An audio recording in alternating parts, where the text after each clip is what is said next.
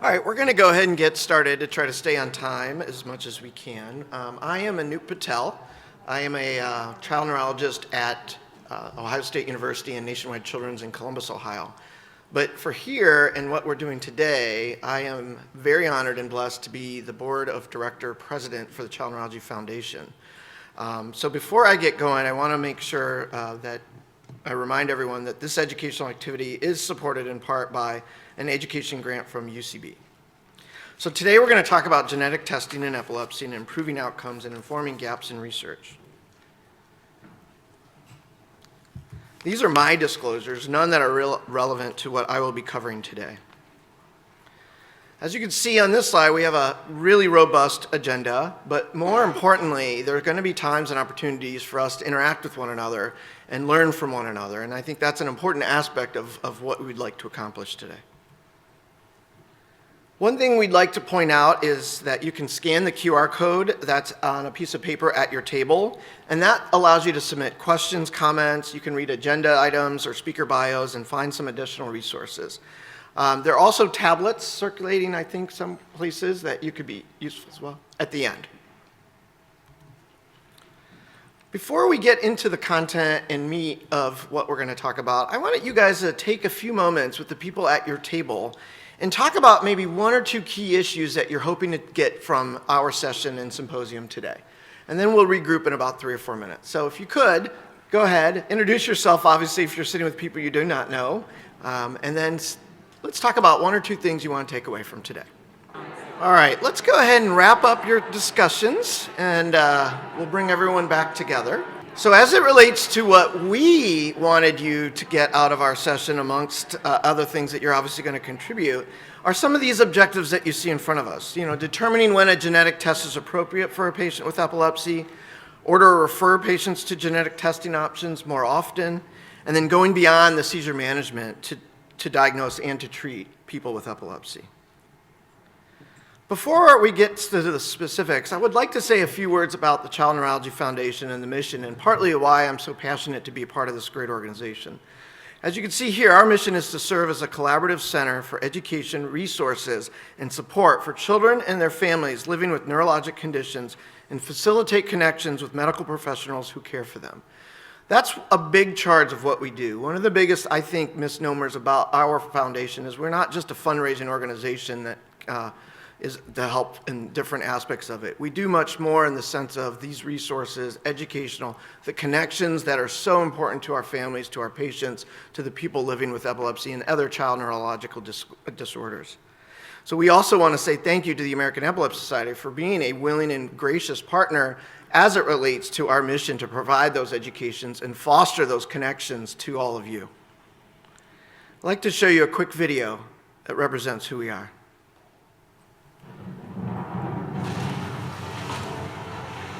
There's this way, or that way, divided or united, isolated, orchestrated, single file, family style, untethered, all together, out in the cold or warm inside, stranded on the shore, or rising with the tide.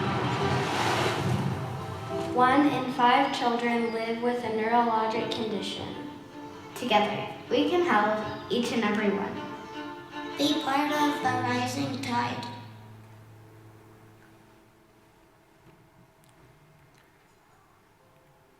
Every time I see that video, I sometimes get choked up because I think it says a lot of what we're here and what we need to do, and that we have a lot more work that we want to do. So let's kick in what we learned or what got us set up for our discussion and symposium today. So we at Child Neurology Foundation do assessments to our stakeholders, the patients and families with neurological diseases. And we collected data around 2 surveys, and I'll get to more of the specifics on why we focused on certain aspects that we did. But we really wanted to get an understanding of what opportunities from an education programming was needed and what direction that we had to take. So we focused on these surveys around the topic of genetic testing in patients with epilepsy. And our responses were pretty robust. We had over 1,500 responses from 48 states in the United States. Unfortunately, our data was a little homogeneous, that 90% were identified as Caucasian, and their household income was higher than $100,000 per year. The survey was also supported by our advocacy organizational partners. The Child Neurology Foundation partners with many of the advocacy groups you're familiar with and many that you may not be familiar with. The second survey focused on our providers, and what we found was that we got 152 responses from neurologists treating children in around 30 states.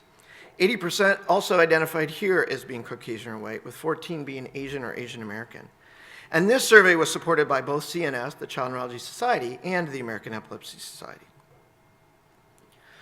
So when I talk about our partner organizations, it gives me an opportunity to say thanks, because we do rely heavily on those groups. Many of those folks are also here today. And I really want to make sure that their voices are eventually heard, if not heard during this meeting. And I want them also to know how grateful and gracious I am for all what they do and the tireless work that they put in. So a huge thanks to all of them. And I can't obviously list them all on the slide, or it would take up the entire symposium. So let's talk about the causes of epilepsy, and many of you are aware of some of this information, that 40% do not know the reason their child has epilepsy or seizures, and 1/3 of children without an underlying cause have not had genetic testing. And amongst child neurology providers, 20% of their epilepsy patients don't know or don't have an underlying etiology. And 88% report talking about genetic testing to patients without a known cause. But how does that translate when we look at it a little deeper? We had an opportunity to do a pilot program offering whole genome testing to certain populations of patients. And it was a really awesome project that was supported by educational grant.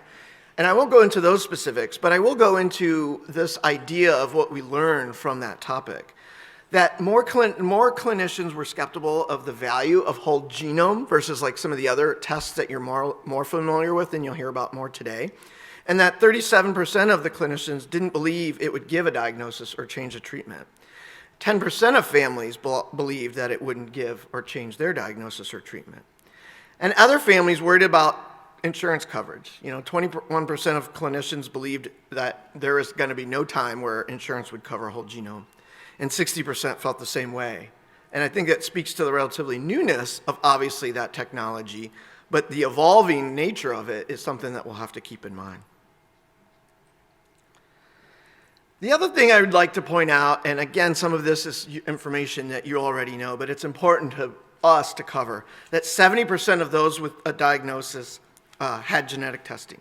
And 42% of children got the diagnosis from their whole exome sequencing. 30% of children got the diagnosis from whole genome after all the other genetic testing have failed. So even beyond what we've traditionally been offered, we have now learned that perhaps there's opportunity to further identify etiologies with advancing technologies.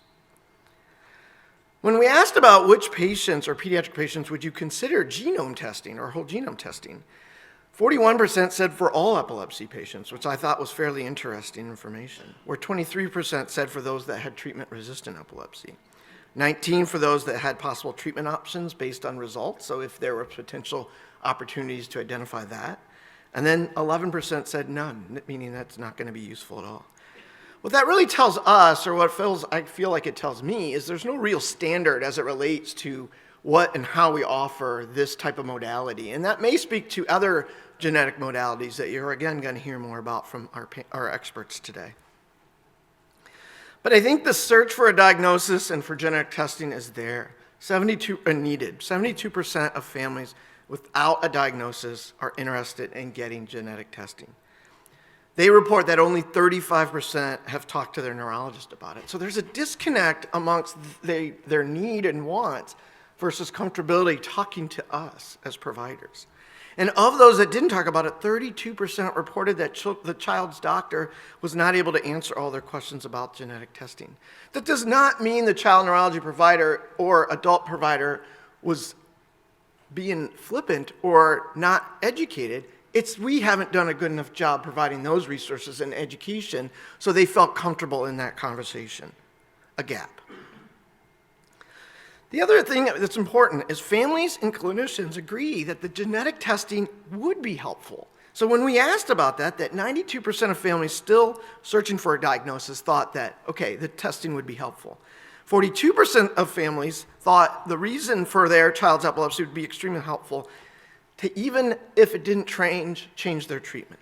And if you've been in a clinic with a mom or a dad or a caregiver and talk about a genetic diagnosis that you know potentially has very devastating results, one of the things that I've observed is this calmness, because the beast has a face and a name, and perhaps an advocacy group, or even treatments or trials.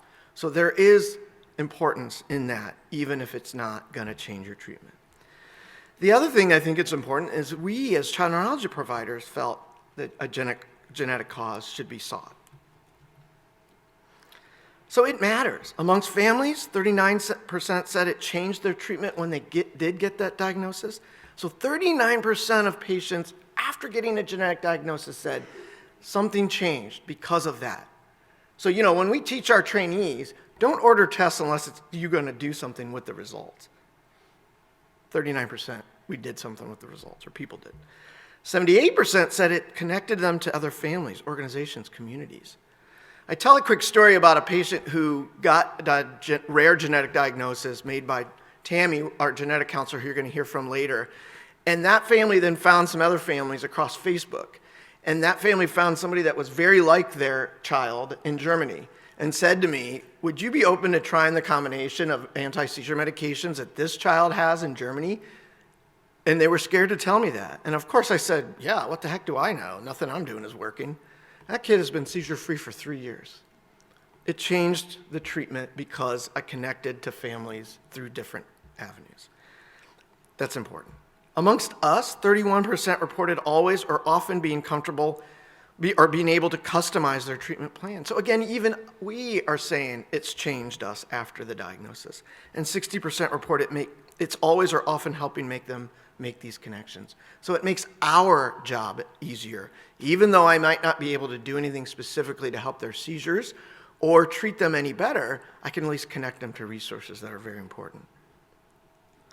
So there is an impact on clinical care and practice, and there's a need to dive deeper into identifying causes of epilepsy. We're by no means done, even with our current technologies. Families and clinicians need to be effectively communicated amongst to know about the options that they have and how to find those causes. And selfishly and kind of full disclosure, we're here to help. So again, I'm very powerfully honored to be a part of Child Neurology Foundation. But we are here to help because we recognize and see that need. So use the QR code at your table to find a handout that you could give to families to connect to us, that we can do things around shortening the diagnostic odyssey, which I hope you'll hear about today, or other things that you see listed in front of you. So with that, I get the pleasure of introducing Leah Myers. So Leah Myers is a true advocate and hero in this space. She is part of the SN2A group and has done amazing, great advocacy work through passions and honors of her own experiences that she'll share with you today. But more importantly, Leah is one of those special people that took a challenging time and spread good across our community. There are very many people like this around this table or these tables today, and that you'll meet at these meetings. But I ask you to pause and talk to them and really hear them out, because it's their voices that have changed us and that will continue to change us and make us stronger and better moving forward. So with that, I introduce Leah.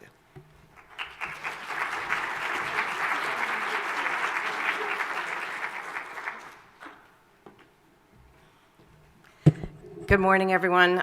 So I'm not a professional speaker, so I'm going to have my notes on paper, so please excuse my fumbles. I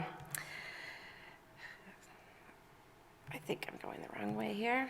So thank you for saying a genetic diagnosis matters, because it does, and I'm going to prove that to you today. So I'd like to start by thanking the Child Neurology Foundation for inviting me to be here today, and thank you to all of you who are listening, because your passion and commitment to helping patients and families like mine is just incredibly inspiring. I'm Leah Myers, and my official title is Mom. And on the side, I serve as the founder and executive director for the family's SCN2A Foundation. So I have no disclosures. well, I kind of do. I'm not a doctor, I'm not a nurse, I'm not a researcher, scientist, I'm not a professional speaker, like I said, and I've also never had a seizure. I'm just a mom to a very special little boy who has epilepsy, and when faced with a challenge, I chose to fight. And my goal in sharing our story today is that it will bring you a different perspective into the life of one of your patients, and that maybe you can go back and inspire them to step up and be an active part in finding a solution. So my objectives are pretty simple. The entire family is affected by a diagnosis of childhood epilepsy. Finding the etiology early is critical, and empowering families with knowledge not only improves the outcome for that child, but can have a major ripple effect. All right, now the good part. Meet Ben, serial hugger. Ben loves water of any kind, playing in the pool, the sink, the bath, and the occasional toilet if somebody accidentally leaves the seat up. He loves Cheetos, four-wheeler rides with his dad. We live in rural Pennsylvania, so we do that kind of thing.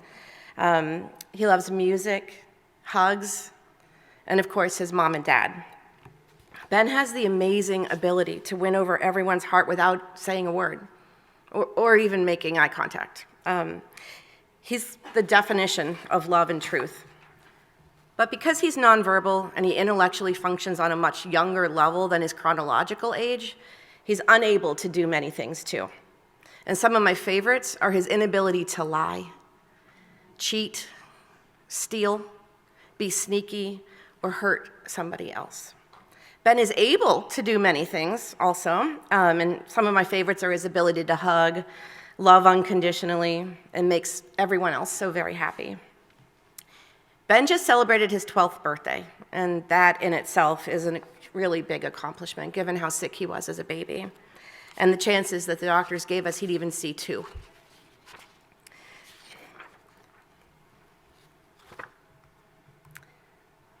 So here he is today. He looks great, right? Like happy, healthy, like a typical little boy.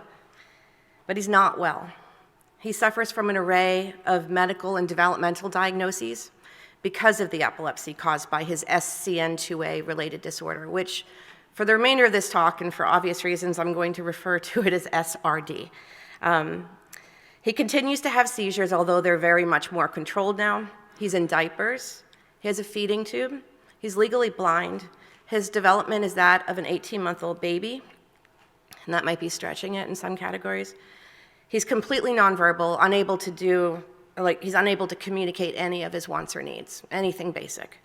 He's oblivious to danger, and he needs 24/7 supervision. He was recently diagnosed with osteoporosis, and he needs infusions now. He also suffers from neuromuscular issues such as hypotonia, which led to severe scoliosis, and just last month, on October 26th, he had a full spinal fusion, T4 to L4. You wouldn't even know it if you looked at him. He's bounced back, and he's doing really, really well. So his story started out like a fairy tale. He was born on a Friday, weighing in at 8 pounds, 9 ounces. He was gorgeous, and he was perfect in every single way. He was the prettiest baby in the nursery, and that's a fact. It's not bias. My mom told me. We were in love immediately and spent the first several weeks of our, just staring at him in awe of this perfection that we had just been blessed with. But it wasn't too long into the second month that we felt something was off. And we brought up our concerns many, many times to our pediatrician. He wasn't making eye contact at all. I was actually avoiding it. Like if I looked him in the eye, he'd turn his head. He wasn't bearing weight on his legs, like when you stand up a baby on the floor, they put their legs down. He'd just lift his up. He had a weird shaking in one of his legs, which now I know was clonus, but you don't know what you don't know. And as a new mom, I didn't know that. He had this excessive lower jaw quivering that came in clusters. I actually took him in for that, and they said it was an immature nervous system. All of the concerns fell to the curb because he never fell off the chart for development. He was always this close to falling off the chart, but never actually did. So they used a lot of things like immature nervous system, paranoid first-time mom, or my favorite, he's a boy and boys are lazy. Don't compare him. And we tried to push out the thoughts that something was maybe wrong with our little boy, so we just kept cheering him on as he learned how to crawl and stand, and he even took a few steps on his first birthday party. But although he continued to make strides with his physical motor skills, right around 11 months, we noticed a regression in his social and emotional development.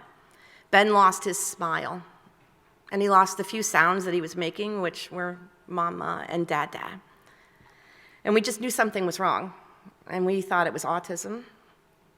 So a month later, at his one-year checkup, we stood for him and we demanded to be heard. We just put our, big kid pants on, and we were like, we're going to not leave this appointment without something. And they agreed, and they referred us to get developmental testing done. But we never made it to that appointment, because 6 days later, Ben started having seizures. And it took another few weeks to learn that the seizure type was infantile spasms. He was not admitted to the hospital. He was not referred for an EEG. He was not referred for an MRI. They found the hips arrhythmia on a 30-minute EEG. We never had a lumbar puncture, never got genetic testing. Our first neurologist, she asked us how we wanted to treat it. I was a medical secretary and my husband's a UPS driver. We didn't know how to treat infantile spasms. As we watched her write scripts and then tear them up 3 different times in 15 minutes, we knew we were in trouble. Everything we read said that infantile spasms is a catastrophic form of epilepsy. This type of epilepsy is considered a neurological and medical emergency. If not treated immediately and aggressively, it likely will cause devastating and irreversible damage. The autism concern fell to the curb. We didn't care about that anymore, because we're now in a race to stop his seizures and save his life. Ben was having hundreds to thousands of seizures every single day. Most days, all he did was seize and sleep. My husband and I would take turns holding him because it was emotionally too hard to sit through an hour-long cluster of seizures. And we would take turns holding him and a pillow, so when his head violently dropped, it would not land on our shoulder or anything hard, and it would land on the pillow. His health declined before our eyes. It was hard to tell what was worse, the seizures, the medical problems that came from the seizures, or the side effects of the strong anti-epileptic drugs that we were pumping into his little body. He lost everything, every single milestone he had gained in that first year, and he reverted back to a newborn. Our second opinion neurologist told us, after attempting only one new treatment, that this is how he was going to be from now on, if he survives. Brett and I did not accept that death sentence, and we sought another opinion, and then another, until we finally found a team who was willing to fight as hard as we were. There are really few words that exist to describe how it feels to receive a life-altering diagnosis like this for your baby, who seemed healthy the day before. Our lives were flipped upside down, and we seemed stuck in time, frantically hoping that the doctors were wrong. From the minute that we learned that we were having a boy at our 20-week sonogram, I had this vision of him in his Little League uniform. And the minute that we learned about what happens to, quote, these kids, that dream just disappeared. And I still, to this day, can't even picture him in that uniform anymore. And I just kept asking why? Why him? Why us? Why is this happening? But the first doctors we saw, they just weren't as concerned with the why as they were with stopping the seizures, which is understandable. So I started searching online that could help me, for anything that could help me understand what was going on. And that's when I discovered the power of social media and support groups. I posted a question, and within minutes I had 18 answers from moms all over the world who had been there, and they were a wealth of knowledge. Although several of our clinicians were warning us to avoid the rabbit hole of Google MD and online advice, it was these moms who taught me everything I needed to know to help Ben get the best care he needed. And it's how I became an advocate. The most important thing I learned was that there's always a cause, and that may alter the course of treatment and ultimately his future. And I know many of you in here will probably disagree with that statement, that there's always a cause, but if you go in thinking that you won't find it, you won't. So please change your thinking. Our road to finding that cause was not smooth. Our first two neurologists never even suggested genetic testing. Luckily, our third neurologist did set us up with a geneticist, and he ran 3 single gene tests, each taking months to come back, and each were negative.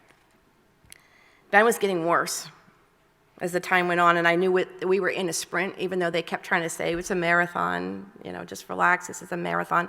We were in a sprint. He was dying. It was terrible. So I again turned to my online support group, and I learned that GeneDx, a leading genetic testing company, was running a panel called the Early Infantile Comprehensive Epilepsy Panel, 53 genes. And this is in 2012, 2013, when it was really, really early, so it was only 53 genes on there.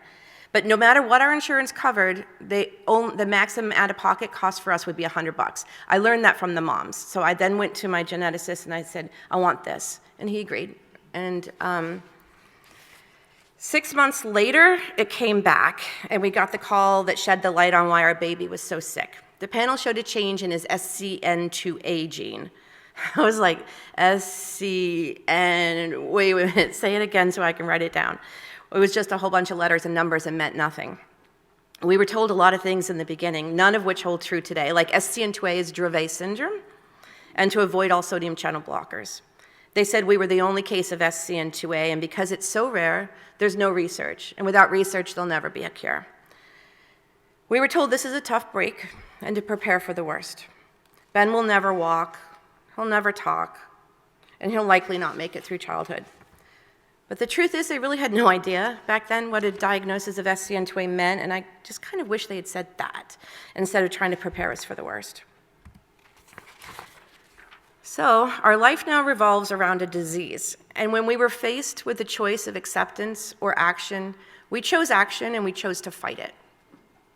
It goes without saying that we accept and love our son for who he is and how he is today, but we're going to fight for a better future for him every single day. I mean, after all, he went from a walking, babbling 1-year-old to a 20-pound newborn who couldn't even hold his tongue in his mouth anymore. And since he's regained the ability to sit, he learned how to crawl again for a second time, he's learned how to walk again. He endures 8 hours a day of intense therapies and instruction. He's resilient and stronger than me in every single way, and the least I can do is fight for him. And that's when I realized that all that fighting that I had to do just to get the diagnosis set me up for the next battle, and that's to help find a cure for this disease. So once again, I found myself turning to social media for help. It had been a lifeline before, and I was going to harness that power again. In 2013, I started the Facebook support group called SCN2A Epilepsy, with the simple goal of finding another mom to commiserate with. I just knew Ben wasn't the only case of SCN2A out there. I'll never forget when that first family joined. We stayed up all night comparing notes, like we thought, we were just best friends by the morning. So when you're thrust into the world of rare disease, babies having seizures and lost futures, you cling on to what you can to keep afloat, and for me, that's been the other moms that I've met on this journey. These people, who many of them I had never met in person, have become my family. Within 6 months, there were 20 of us in the group, and then a year later, 50. Our neurology team was shocked by how many patients we had been able to find, and the tables suddenly turned, and now I was teaching them about SCN2A. A year later, along with another parent who's in this room, started the work to take the Facebook group to the next level, and the family's SCN2A Foundation was born. So as you can see from this picture, Ben's not the only case of SCN2A, and I'm not the only mom who chose action.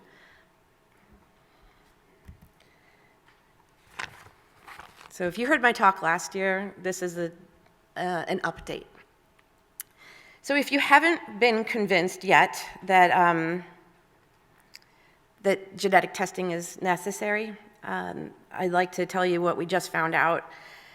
Over the last 2 years, Ben has received a bunch of new diagnoses that don't match the SRD. For instance, his pupils have been dilated, much larger than they should, for about 7 years now, and nobody can give us an answer as to why. His neuro-ophthalmologist suggested maybe he's having headaches, so let's do a 3D CAT scan. We did it, and it came back showing multi-suture craniosynostosis. If you know what that means, it usually is related to some genetic condition, not SCN2A, but something. And then they did a bunch of testing, and it turned out it wasn't bothering him. No pressure, no symptoms. So they just said, it's just a weird thing, and it's not bothering him, so we're just going to ignore it. It's just chalked up to that list of weird things that Ben experiences without explanation. So then also, last year, he started to develop these cafe au lait spots all over his arms and his torso, big ones and multiple. And that should be another sign that maybe we should think about maybe some more genetic testing.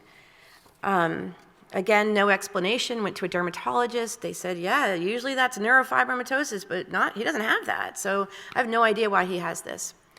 So as many of you in this room likely know, both of these things aren't related to SRD, and the logical thing would be to do some more genetic testing. Ben was diagnosed on a panel, remember, so we never had full exome sequencing. Believe it or not, this day and age, I had to fight again. And I was told no. And so I had to go get another opinion to get the genetic testing done. And I went and got another opinion, and they said, of course, he needs full exome sequencing. And they ran it, and the results came back positive for a pathogenic splice site mutation in the TTN gene, inherited from dad and known to increase the likelihood of developing dilated cardiomyopathy. This does not answer anything to do with the craniosynostosis or the cafe au lait spots or anything neurological. And some of you might argue that, this kind of genetic testing can lead to a rabbit hole that leads to nowhere. And that's not our case. We're extremely grateful for these results. It has led to both Ben having full cardiac workup, and Ben is fine. His heart is healthy and fine. But it also led to my husband having to get a full cardiac workup. And my husband is 52 years old, and he's in pre-heart failure. 0 symptoms, and probably wouldn't have had symptoms until it was too late. Upon further questioning of his family, his uncle died at age 55 of sudden heart issues that weren't related to cardiac arrest. So this has led to his family members being tested, and most of them coming up positive too. So Ben likely just saved my husband's life. So never think that it's not worth it. It's worth it. Do more genetic testing.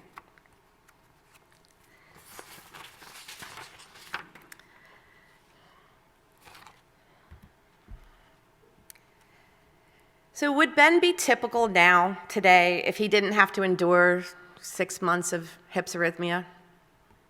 If we discovered the SCN2A gene earlier? I mean, probably not. Who knows, right? But what I hope you take away today from listening to my story is that just like no two patients are the same, no two parents are the same either. So don't shield us, empower us. Encourage us to learn and become the experts, because nobody is going to fight for a better future for pediatric epilepsy like a mom trying to save her kid's life. Thank you.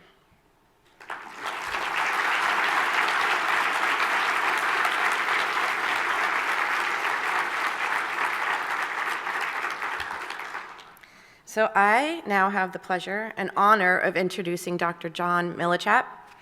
Dr. Millichap has been served on my scientific advisory board for the Family's SCN2A Foundation for many years. He's been a key person in the success and the growth of our foundation, and his passion and dedication to our SCN2A community is unparalleled.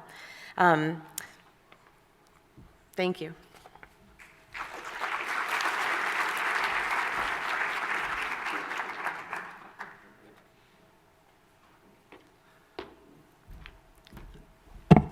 Well, thank you very much for the nice introduction.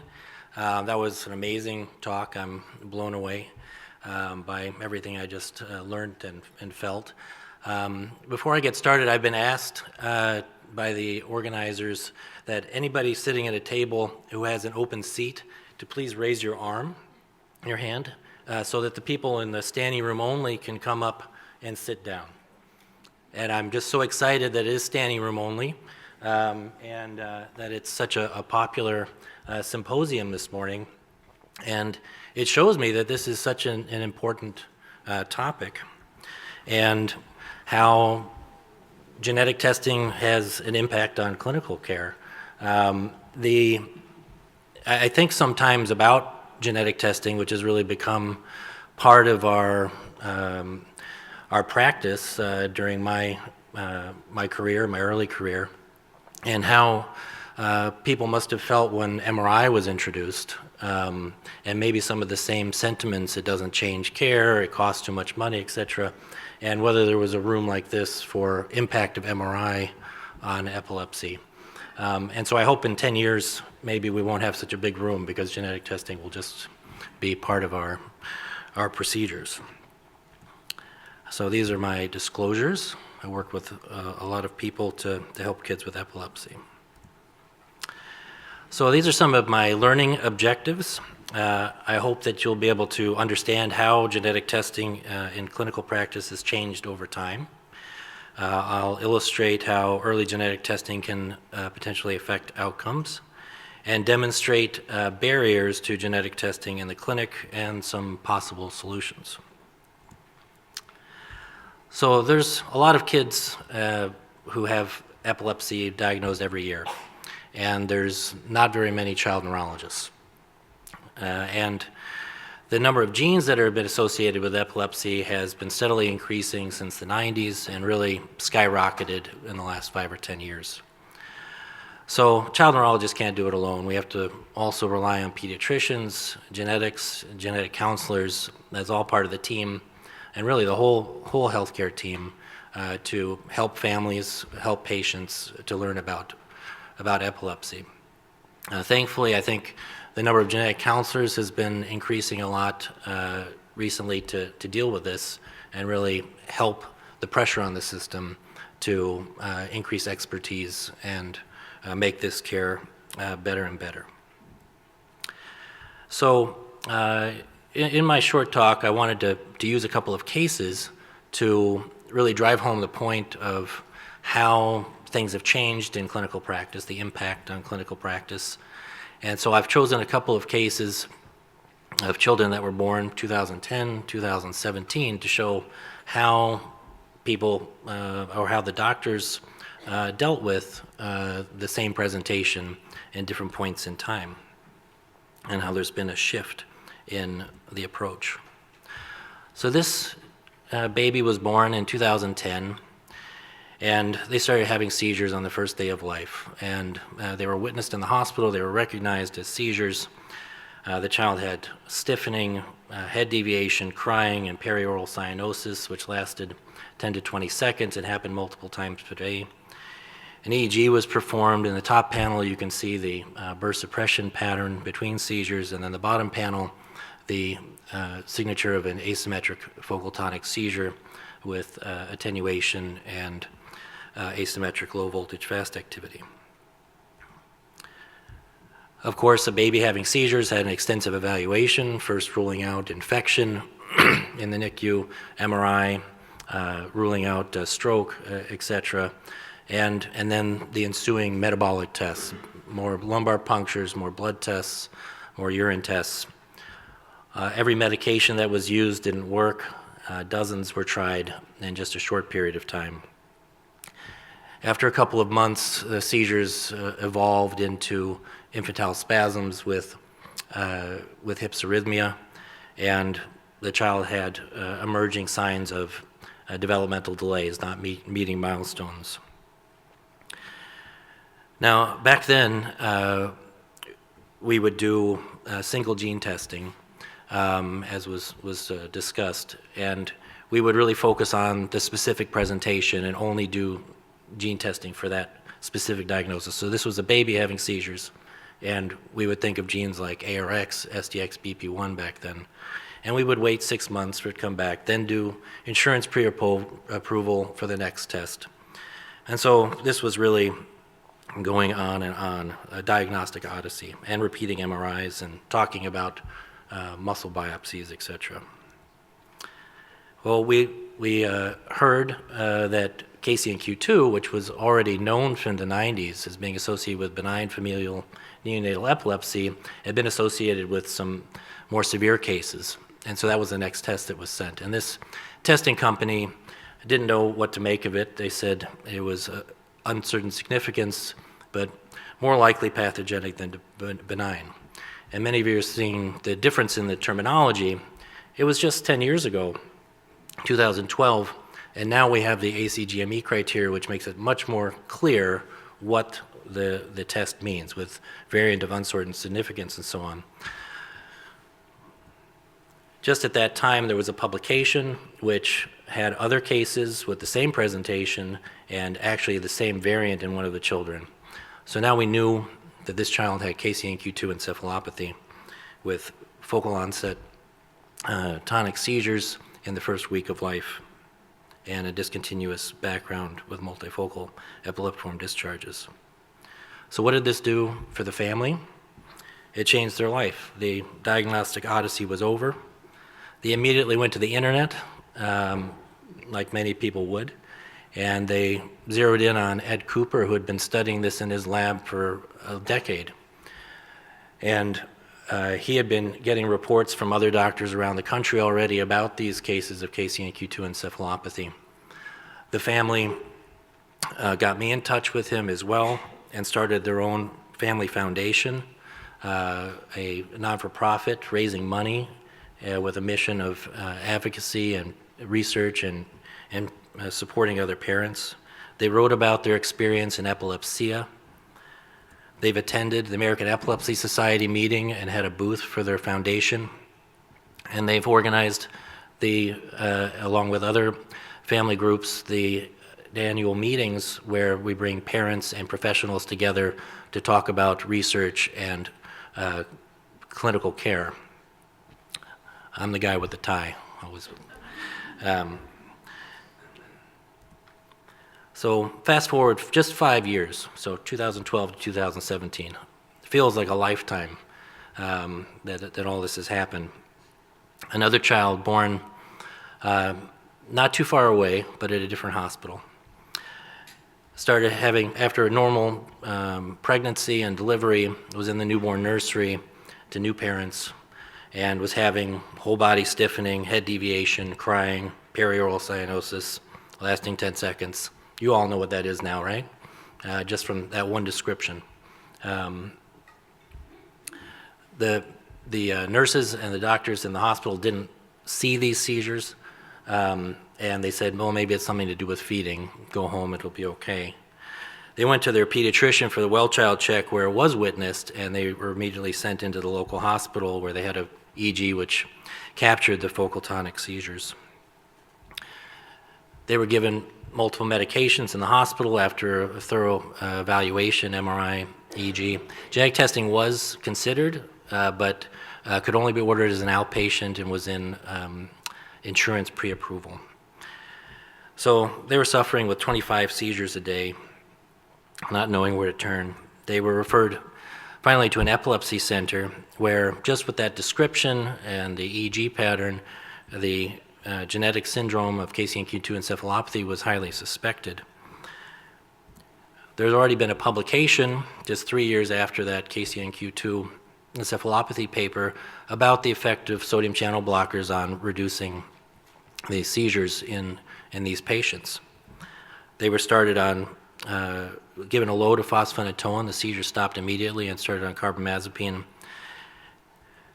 Since then, they remain completely seizure-free, but over the first, second, third year of life, it was evident that they did not have the normal developmental course and have had developmental concerns like the other child.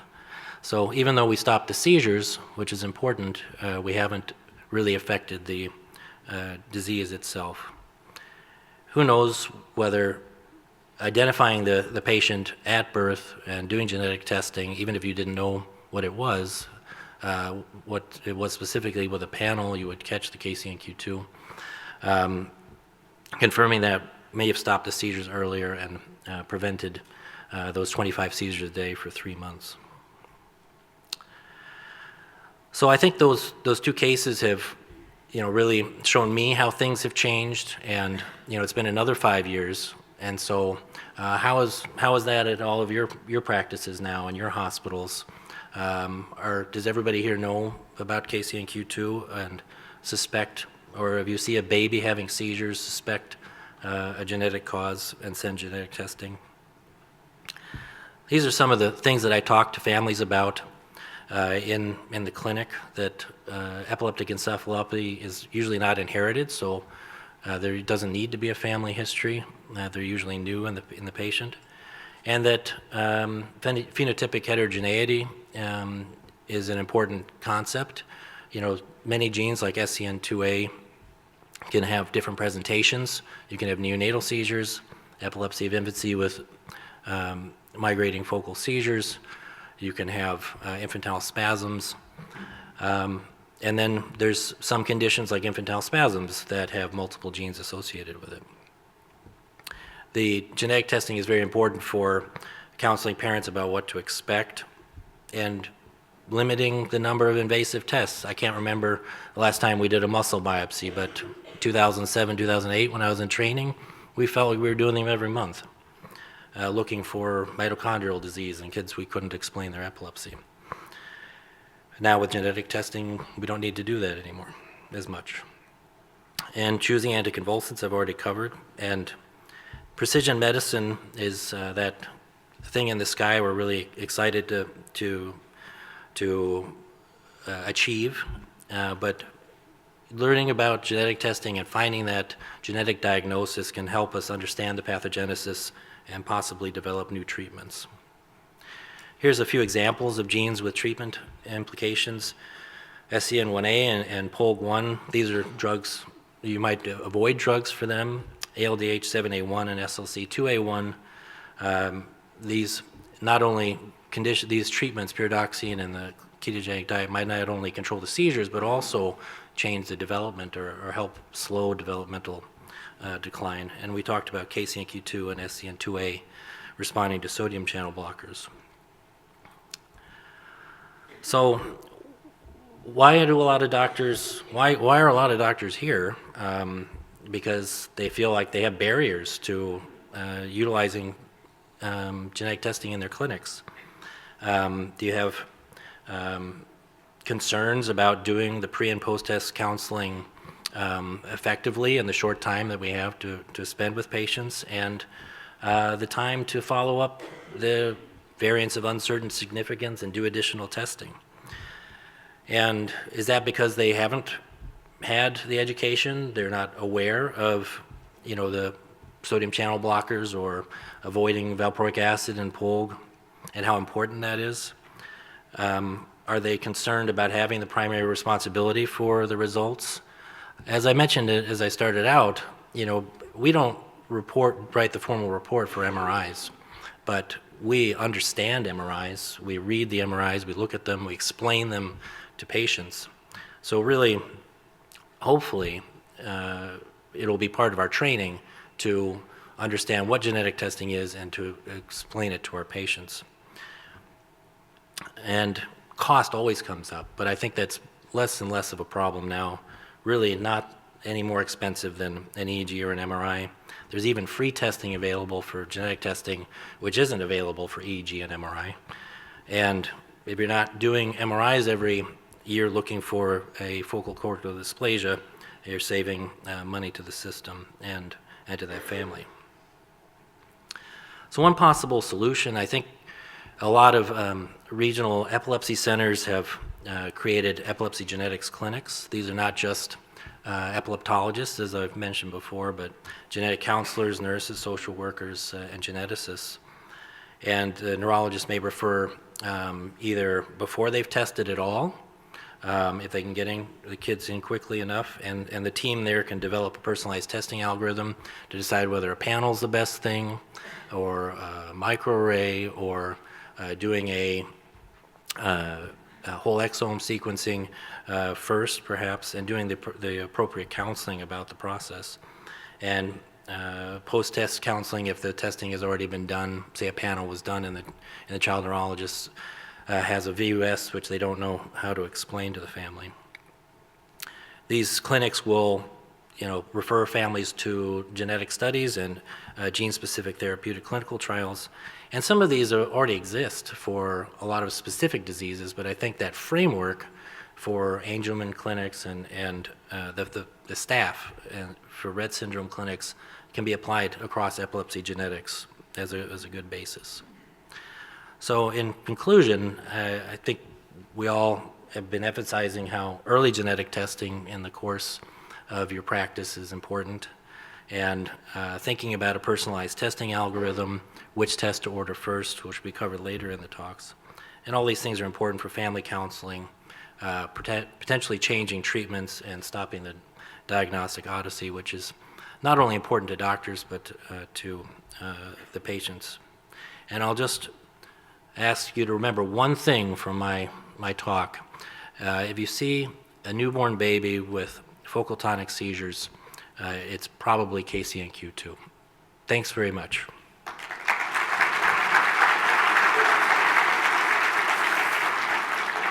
So our next speaker couldn't be here today, but we have a recorded presentation. So I'm very pleased to introduce Dr. J.C. Wagner, PhD. She is an assistant professor in the Department of Neuroscience at the Ohio State University. She did her postdoc training with Wayne Frankel at the Jackson Lab and Miriam Meisler at the University of Michigan, studying genetic and molecular mechanisms of epilepsy, and her lab currently investigates pathogenic mechanisms underlying seizures and comorbidities in developmental and epileptic encephalopathies. And her most recent work has focused on DEs caused by genetic variants in the voltage-gated sodium channel genes SCN8A and SCN1A. So I'll start this presentation. Thank you. Hello everyone, I'm J.C. Wagner. I'm sorry I couldn't be there with you in person today, but I'm excited to talk to you about how our basic research can inform treatment in genetic epilepsies. I have no disclosures. I hope to help you understand today how we utilize functional analyses of genetic variants to understand molecular mechanisms underlying genetic epilepsies, and how we design our model systems to be able to investigate these mechanisms. And then you should be able to create treatment plans using existing anti-seizure medications based on functional data and apply knowledge gained from the experimental data to develop new treatment strategies for genetic epilepsies. So the examples I'm going to use today come from our studies of ion channel related epilepsies. Ion channel dysfunction is a prominent cause of genetic epilepsies, including severe early onset disorders called developmental and epileptic encephalopathies. Ion channels are localized in axons, initial segments of neurons, and also at synapses, where they regulate neuronal communication and synaptic activity. Now, our research into channelopathies has focused on understanding how genetic variants in these channels actually affect channel activity and then go on to cause hyperexcitable networks, which underlie epilepsies in these channelopathies.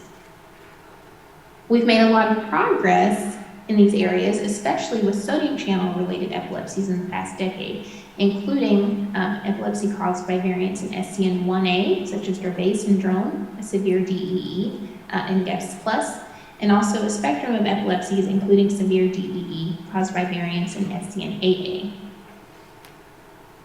SCN1A and SCN8A are voltage-gated sodium channel alpha subunits. These are transmembrane proteins with these 4 homologous domains, each with 6 transmembrane segments. And they form a pore in the membrane that senses membrane voltage and then allows sodium channel ions to flow through the pore, generating a sodium current. Due to this generation of current, we have the functional readout where we can actually assay channel activity.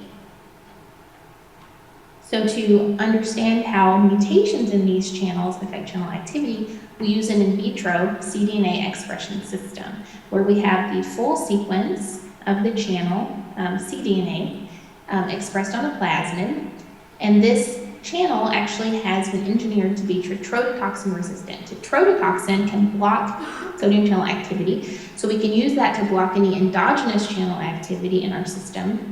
But because the cDNA here is encoding a resistant channel, we can then measure activity just from our mutant channel. So we perform site-directed mutagenesis to introduce a variant, in this case N1768D, missense mutation, in scN8A, and then make sure that's the only change that we have, and then transfect that cDNA into heterologous cells, such as HEC cells or MD723 cells, or even into hippocampal neurons. And then once this channel is, once the cDNA is transfected and the channel is expressed, we can actually look at several parameters related to the channel biophysical activity. For example, when the cell is stimulated, we will see an influx of sodium ions, and so we can measure that peak or transient current. Sodium channels inactivate very quickly, on the order of milliseconds, but if we look out about 100 milliseconds out, we can still see some current. We call that persistent sodium current. We can also look at kinetics of the channels. We can look at voltage dependence of activation, voltage dependence of inactivation, and see if the channels are opening and closing properly.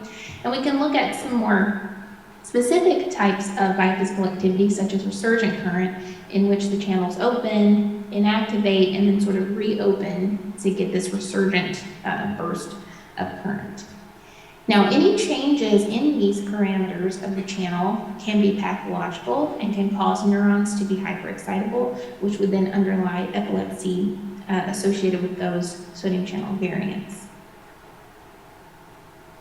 So now, between our lab and many other labs, several dozen variants in SCN8A epilepsy have been tested. And what we found is that for DEE, the SCN8A variants are gain of function.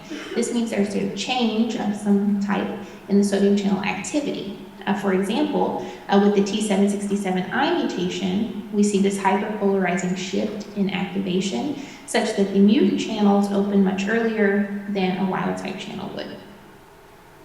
For an arginine 1872 mutation, which is located in the C-terminus of the channel, we have here normalized the peak current of the channels so that you can appreciate that the mutant channels inactivate much more slowly than the wild-type channel. And finally, with the N1768D mutation, we see that we have this elevation in the persistent sodium current. And all of these changes make the neurons with these mutations hyperexcitable. Now, you may have noticed that all of these are missense mutations, and in fact, the SCN8A variants in DEE are missense mutations.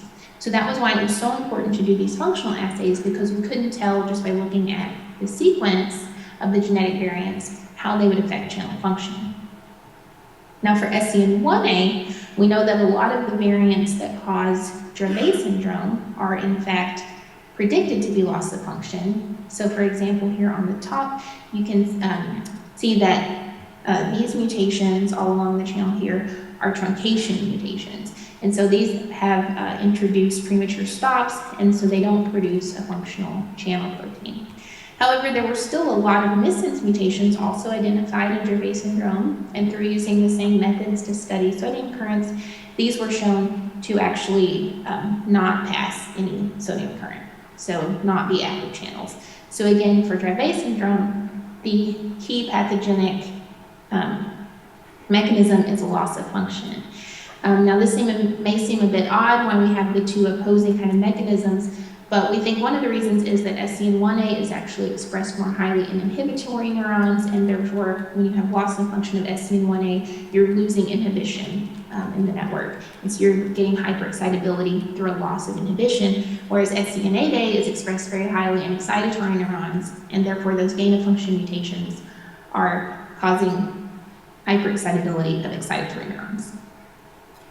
Now that we know these functional effects, it can actually help inform treatment of sodium channel DEE with currently available anti-seizure medications.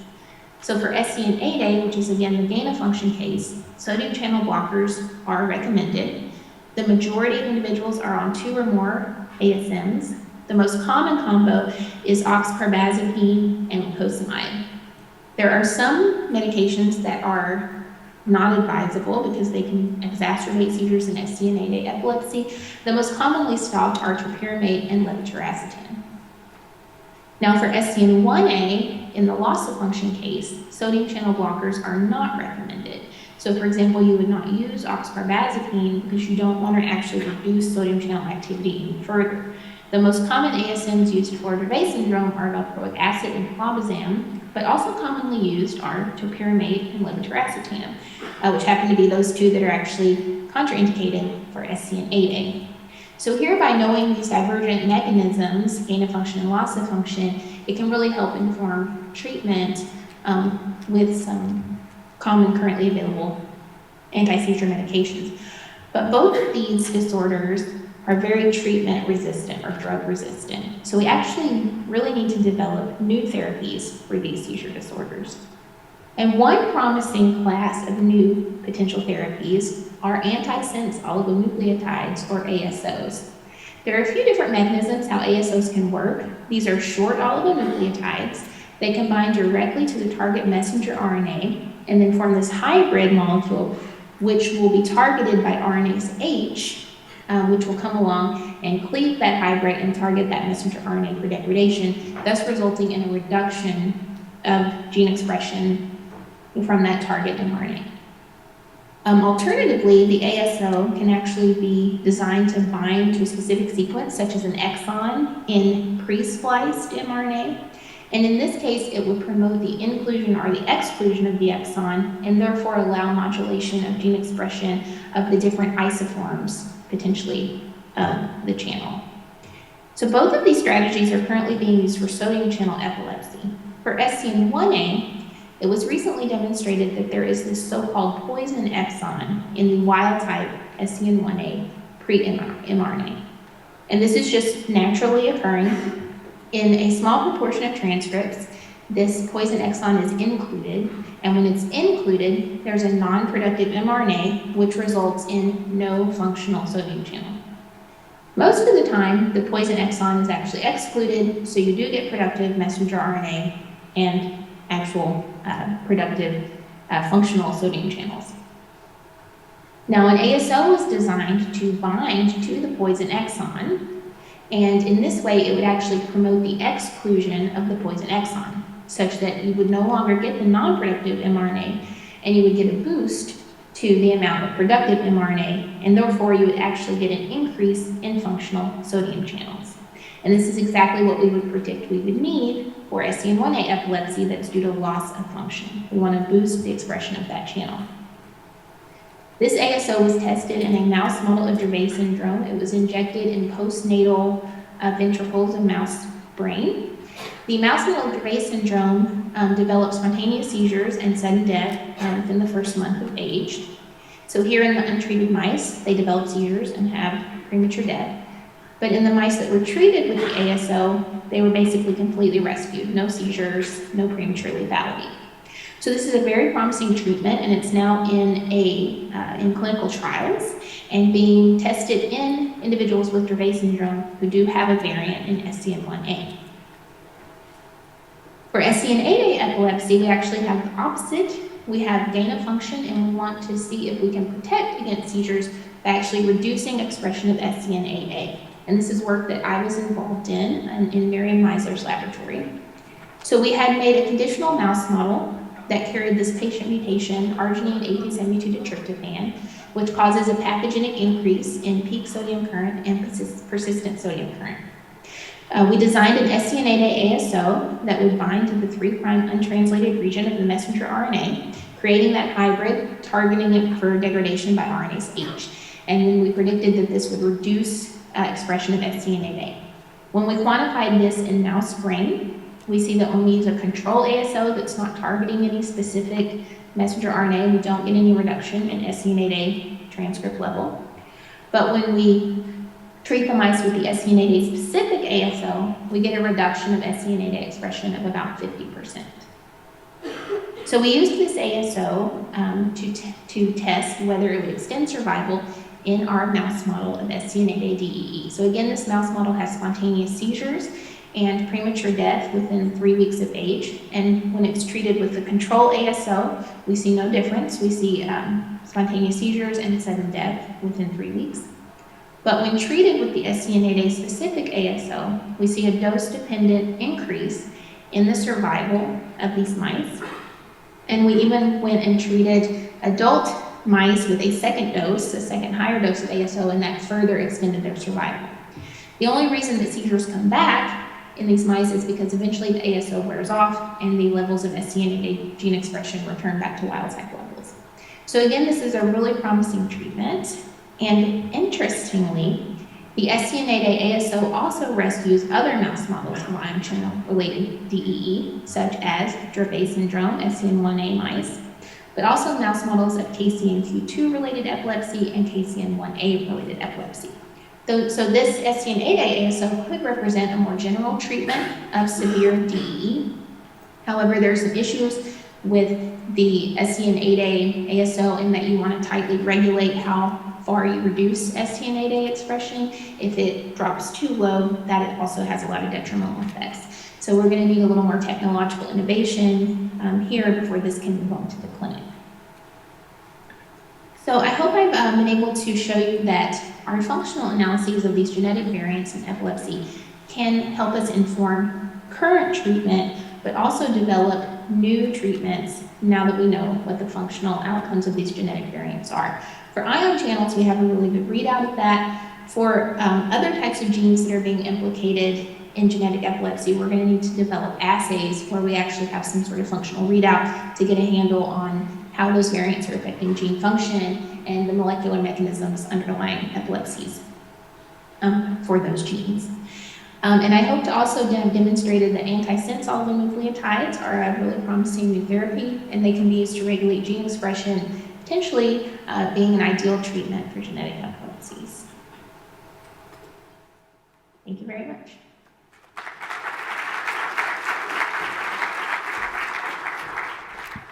Good morning, everyone. My name is Paul Cooper, and I'm a consultant to the Child Neurology Foundation. My role has been to help construct the agenda for today, and now we're going to actually do a few things to find out a little bit who's in the room. So if I could ask anyone who identify as a physician, if you would raise your hand just to get a sense about who's in the room. Oh, wow, a lot. Oh, maybe I should have saved that one for last. Okay. Advanced practice providers. All right, great. Thank you. Nurses? Oh, not so many. Okay. Trainers. Anybody identify as a trainer? Well, we could scratch that one then. Advocacy groups, people representing advocacy. Great. Thank you. And industry. Anyone from industry? All right. Good representation. And then if you feel like I didn't give you a category that identifies with you, other, anybody who doesn't fit into anything, okay. Maybe you're in the right conference. I'm not sure if you're in the right conference. I hope you are. So thank you for helping with that. And just one other thing, as Anoop mentioned at the beginning, if you haven't already noticed, there's a sheet of paper on your table with a QR code and some information.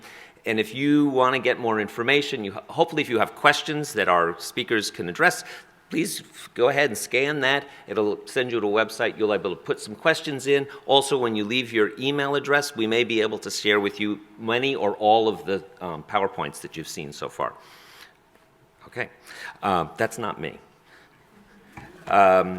So I want to give you an opportunity to have a conversation at your tabletop with some of your colleagues who maybe you know and maybe you haven't had a chance to meet yet. So please do introduce yourselves at the table. And for about 5 minutes, I'm going to invite you to have a conversation. What have been the biggest obstacles for you in your experience in accessing genetic testing? And what's a concern or question you're still holding about this topic? So, of course, we want to get those concerns and questions using the QR code, but first talk about them with your tabletop. 5 minutes, and then we'll take a break and see how you're doing. All right, so 5 minutes, please. Hi, everybody. We're going to get started again, so if you can take your seats, that would be great. And if we can do the same thing, if you're at a table that has a clearly available seat, can you just raise your hand real quickly and we'll get people to move into seats for the next session?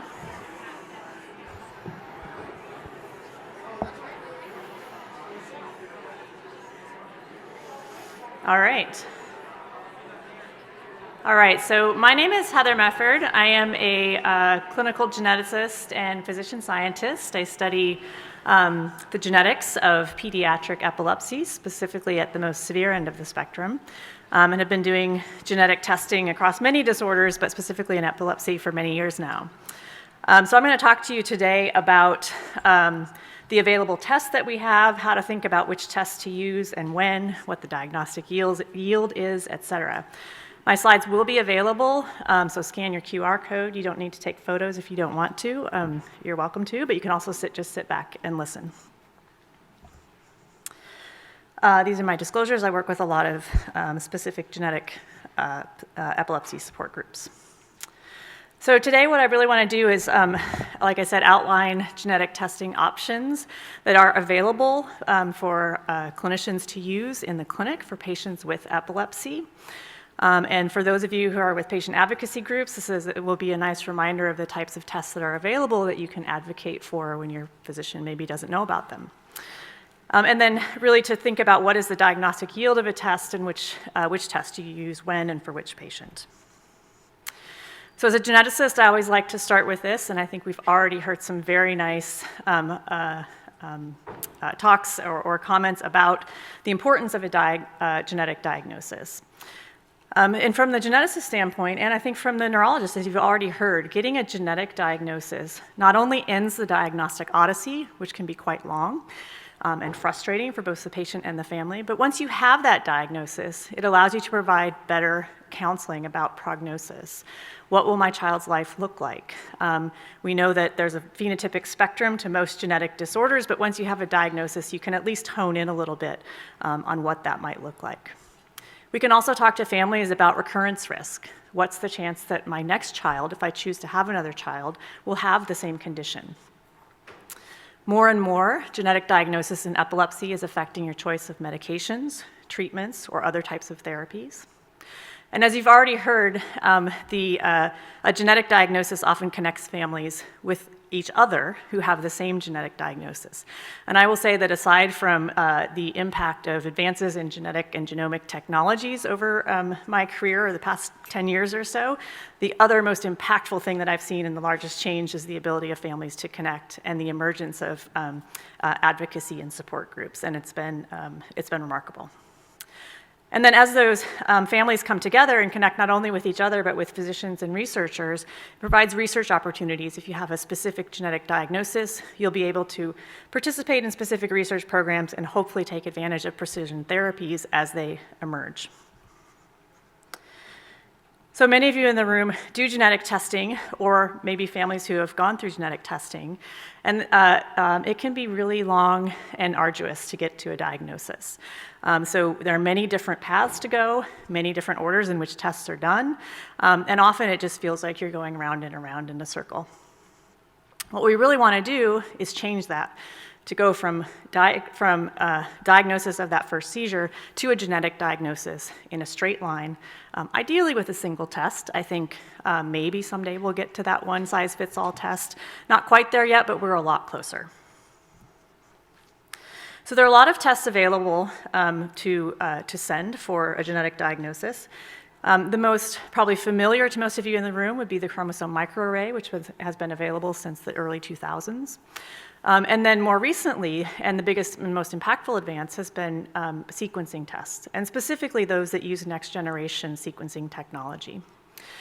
These sequencing tests come in various forms, and we'll talk about advantages and disadvantages, but while we used to do single-gene testing, as Dr. Millichap alluded to in his patients, one gene at a time, that is very rarely done today in the clinic, and most tests are done either as gene panels, with a few to dozens to hundreds of genes, or by sending a whole exome, which tests all genes at once. There are several emerging tests on the landscape that I'll talk to you a little bit about, including things like RNA sequencing, so sequencing the transcripts, methylation profiling, I'll talk a little bit about that, and then polygenic risk scores for more complex genetic disorders. So I think it's important to remind ourselves, what do each of these tests actually look for, and what can you find? Because it's important to know what you've tested for and what you haven't tested for as you go through this diagnostic odyssey. So the chromosome microarray, which has been around for a long time, really scans the entire genome for copy number variants, or deletions and duplications, missing pieces of DNA, extra pieces of DNA, and can detect some chromosome rearrangements as well. Sequencing panels, on the other hand, or sequencing tests, look for changes in the spelling of the DNA, so changes in the spelling of the gene. Panel will test, as I said, dozens to thousands of genes at once. The exome looks at all 20,000 genes, though it's important to know that the interpretation does not include all 20,000 of those genes, because not all 20,000 are known disease genes. Whole genome sequencing, as Dr. Patel talked about, is not used as frequently in genetic testing, but rather than just testing all the gene sequences, which is about 1% of our DNA, it tests 100% of our DNA, or the entire genome. Again, the interpretation of some of those changes is a challenge. Importantly, these tests do not detect some types of genetic changes. So when you send a chromosome microarray, you're looking for big chunks of DNA that are missing or in extra pieces or rearranged. It does not pick up sequence changes in genes. So if you're looking for a genetic change in SCN1A, you will not find it with an array. It also doesn't pick up things like repeat expansions that we see causing Fragile X. CSTB, a form of PME, often has a repeat expansion that is the most common mutation and is not picked up by chromosome microarray. Sequencing tests are also actually not very good yet for repeat expansions like Fragile X. More and more, these tests actually will pick up copy number changes, so there are ways to analyze the data that shows you where the missing and extra pieces of DNA are. But you kind of need to look at that ahead of time, or ask the lab if they were able to detect that. And remember that panels test a select panel of genes, so 10, 20, 200, or 1,000 genes, but they don't test them all. And so if you're looking for a change in a specific gene, or you suspect a specific diagnosis, you need to know whether that gene was on your gene panel. The other thing to consider is diagnostic yield of each of these tests, and they're very different, and it also depends on the presentation of your patient. And although we're talking about epilepsy today, I've put in some numbers here for neurodevelopmental disorders and autism, because you can see kind of what the variability is here. And sometimes a patient might present with developmental delay and intellectual disability, but in fact has an epilepsy disorder that just hasn't presented itself. So I leave Fragile X up here. I know it's not necessarily the most common thing you think of with epilepsy, but certainly presents, and it's something that in genetics we think about a lot because it's an inherited disorder that then can recur in families. But it actually accounts for a very small percentage of patients. Chromosome microarrays are actually quite effective in patients with neurodevelopmental disorders, with a 20 to 30% diagnostic yield. So this was a huge impact on genetic testing when chromosome arrays first hit the scene in this class of patients. In the epilepsies, especially in the developmental and epileptic encephalopathies, it's also an important test. But the yield is about 5 to 10% of cases who will have a deletion or duplication involving an epilepsy gene and causing epilepsy. In the more common epilepsies, generalized and focal, chromosome microarrays can be important, as there are some important risk factors that are deletions of DNA. Gene panels in epilepsy are better right now than chromosome microarrays, about 20-30% yield, depending on which test you do and which panel of genes. And then exome sequencing, of course, has made the biggest impact and has a diagnostic yield of somewhere 20 to 40, 30 to 50%, depending on the exact presentation of the patient. And I just think it's interesting to compare. If you look at autism and ID, where we do a lot of genetic testing as well, actually exome sequencing has a lower yield, perhaps than chromosome microarray. So again, thinking about the presentation of your patient and using a little bit of clinical judgment when you choose your test is important as well, and you shouldn't just consider the numbers. So panel versus exome sequencing, I think we often have to well, I'm not going to talk a lot about insurance, but I know that's the elephant in the room. But thinking about which tests we send, of course, sometimes you might not have the option to send an exome and you're going to send a gene panel. But how do you choose which panel? And again, what are the advantages and disadvantages compared to exome? So one of the advantages of gene panels that people often consider is that you're only testing genes that are known to be associated with the presentation of your patient. So you're only testing for things that you know are associated with disease, not for things that might cause dilated cardiomyopathy or cancer predisposition. But we can talk about why that's important, and we've already heard a nice example. These gene panels also often detect CNVs. Again, ask your test provider or your friendly genetic counselor or geneticist who can help you figure this out. I think it's also important to know that many panels that are done today are actually sequenced as an exome. So all the data is there, but the panel just means you're only looking at the data from the genes that are listed on the panel. This is important because it's a technical aspect, but some gene panels, which are true panels, actually go in and look very, very carefully at the genes on that panel. When you do an exome, sometimes if there's less coverage, you miss a few things, and it's not perhaps quite as deep of a dive into those genes. On the converse side, if you do a panel that's actually sequenced as an exome, sometimes you can go back then to the company and say, okay, we didn't find anything. Can we go back now and do an exome? And all they have to do is reanalyze the data rather than have you send another sample and redo the test. And as I've already said several times, the thing to remember about gene panels is you don't find what you're not looking for. So if there's a gene you suspect and it's not on your panel, it was not tested, you don't have an answer one way or the other, and you need to make sure that you find the right test to test that specific gene. The other thing is that you don't test for things, as I said, like repeat expansions. And so even if a gene has a repeat expansion, as one of the mutations, but sequence mutations is another variety, you're only going to be testing for one of those when you send a gene panel. Exomes, on the other hand, or genomes, test all genes, so all approximately 20,000 genes. But it's important to know that most exome analysis includes only the about 4,000, 5,000 genes that we know to be associated with any human disease. Most of them now include copy number variant analysis, so you will pick up deletions and duplications as long as they're big enough to see from the exome data. And I think importantly, it's important to remember that even if your patient has a negative exome today, or especially if they had a negative exome in, say, 2014, the data can be reanalyzed, and many companies will do this at least once for free. Sometimes you have to pay a small amount for it because it is a lot of work to analyze this data. But the data can be reanalyzed. And 10 years ago, we had fewer genes that we knew were associated with epilepsy than we do today. And so if you reanalyze the data, what was negative 2, 5, or 10 years ago, you may now find a mutation in a gene you didn't know was a disease gene at the time you did the test. When you do an exome sequencing, this often worries people that you may find something that you're not looking for. So there's a list of genes, I think it's now up to 75 or so, that the American Academy of Medical Genetics recommends that we analyze because there is an intervention. So cancer predisposition, cardiomyopathy, for example, genes that you can find mutations in that might not be related to epilepsy or ID or whatever else you're doing reason you're doing the test. There's often an option for families to say, yes, I want to know about any changes in those genes, or no, I do not. So this is important to involve, often important to involve a genetic counselor or geneticist in the pre-test counseling for these tests.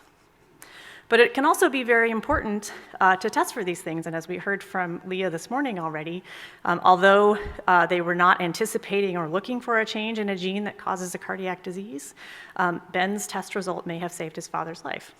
At the same time, you might say, I don't want to find a breast cancer predisposition mutation in a 2-year-old girl. But if you do that, if you find that, there's a 50% chance it was inherited from her mother, who may not know about it and may save her life. So it's important to have these discussions with your patients before you send the test and know what the repercussions are of the results that you might get. And then the other important thing to remember is that the most efficient way to do exome sequencing to find a diagnosis is sequencing the child and both of their parents in a trio. But remember that what you get from that data is information about family relatedness. Sometimes the people you sequence aren't actually related to the proband, and you have to be prepared to deal with that information and know how you're going to convey that or not to the family if you get that. And non-paternity is one of the most common things, of course, that we come across. It's also important to remember if a patient's adopted, sequencing their parents, their adoptive parents is going to give you zero information. And sometimes people just don't think about that, when you're ready to send the test. So having that information can be important upfront. So what about the results of these tests? How do you interpret them? So I think there are two ways to think about this, and one of them is getting the variant back and interpreting the variant. These are the pretty standard now interpretations that you can get on a genetic test. A variant is benign or likely benign. A variant is pathogenic or likely pathogenic, so disease-causing. And then, of course, the dreaded variant of uncertain significance, right? We don't know yet what this means. What that means for how you interpret the test result is that if you have a likely pathogenic or pathogenic variant identified on the test, this is a positive or diagnostic result. If you have a benign or likely benign variant, this is a negative or non-diagnostic test result. But I think what's most important to remember is that if you have a variant of uncertain significance, this is also not a diagnostic result. And in fact, the vast majority of variants of uncertain significance over time will be reinterpreted as benign rather than pathogenic. That's not to say that some of them will be interpreted as pathogenic, but it is not a diagnosis, and often it requires further follow-up and sometimes just time to determine what the actual interpretation is. So genetic testing in the clinic, we've already heard from Dr. Millichap, and I'm just going to reinforce a lot of the things that he's already said. Early diagnosis is important. And one of the reasons it's important is just to avoid that diagnostic odyssey, not knowing what the cause, why is this happening, is there anything that we can do about it or not, will it happen again in a future pregnancy? Not only does it avoid the diagnostic odyssey, there may be a treatment option related to the genetic diagnosis. In intellectual disability, early onset epilepsy, including the developmental and epileptic encephalopathies, it's quite clear from the literature now that the highest diagnostic yield, the most efficient test to do, is an exome. If that's not available for whatever reason, gene panels are the next best test, and chromosome microarrays being a good option when those other tests are negative. When you do an exome, as I've already said, trio analysis is the most efficient, and that's because many of the severe epilepsies are due to de novo or new mutations. So when you look at the sequence in the child that you detect and you don't find it in either parent, you know it's de novo, and that helps you very quickly to give you one piece of evidence that this might be the pathogenic variant in your child. I think the earlier the onset and the more severe or syndromic the phenotype in your patient, the more likely it is that you're going to find a genetic diagnosis. This can be frustrating. We try to test, every patient, but I think the least severe they are, so if they have normal intellect and an epilepsy, or a genetic generalized epilepsy with normal intellect, it's much less likely that you're going to find a genetic diagnosis than if they present in that first week of life with neonatal onset seizures. Doesn't mean you shouldn't test them, but you need to use your clinical judgment in thinking how much testing do we do and how long do we persist. Then, and I think with what we're able to do today, up to about almost 50% of patients who present in the clinic with early onset and often severe pediatric epilepsy can receive a genetic diagnosis, which is huge. 10 years ago, we were diagnosing just a small fraction of patients, primarily with SCN1A, and this has been a giant leap forward. But that means that there are 50% who still remain without a diagnosis, and we need to think about how we continue to both identify what might be their diagnosis and then test for it in the clinic. And then I just want to highlight that in the late October, the National Society of Genetic Counselors published guidelines for genetic testing in epilepsy, which I think is huge. And we've talked a little bit, some of us, about getting coverage for testing. And one of the ways to convince insurance companies to cover a test is to have both the evidence in the literature, but also guidelines that are backed by some of these national societies. And these were endorsed by the American Epilepsy Society as well. And their recommendation was to do exome or genome as a first-tier test in patients with epilepsy. And as an alternative, you could do a panel, but it should have at least 25 genes on that panel and include C and V analysis. The other important piece, as I've alluded to, is that the testing really should include pre- and post-test counseling. And hopefully many of you have access to that. But I think it is very important to think again about how do you counsel patients about what you might find, what you might not find, and what the implications may be for your, not only for your child, but for the family as well. So diagnostic odysseys can take many different forms, and about half the time they actually end up without a diagnosis. So there are many reasons that you may get to the end of what you think is the end of a diagnostic odyssey and not have a diagnosis. The first, I don't like to put up there because I'm a geneticist, but it might not be genetic, right? So you need to think about what the other, might not be, I think everything's genetic, but you know, are there circumstances that when you go through the history that may have actually contributed to this, and maybe genetics is only a part of it or not at all? I've already talked about this. If the gene wasn't on the panel, you didn't test for it. It may be that it is genetic, but we don't yet know, we haven't yet discovered that particular gene or variant as a genetic cause. And then the variants can be missed for technical reasons. These tests aren't perfect. They're the best we have today, but I'll give you some examples of why we might miss things.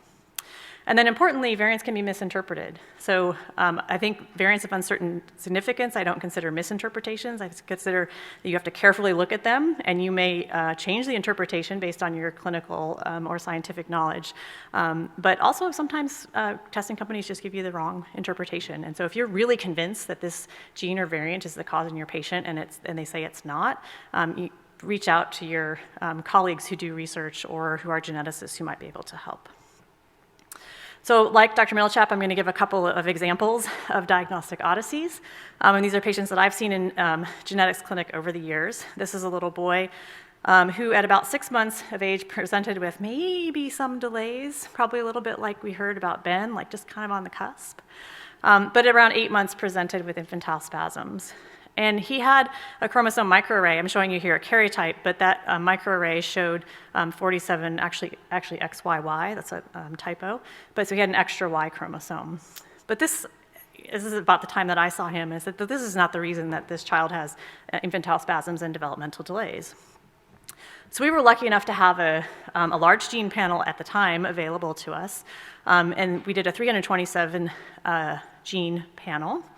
It came back with 4 variants of uncertain significance. But we did follow-up testing, and the ones we thought maybe there was a chance it was the cause. But all of them were inherited, and we thought that we don't have an answer yet.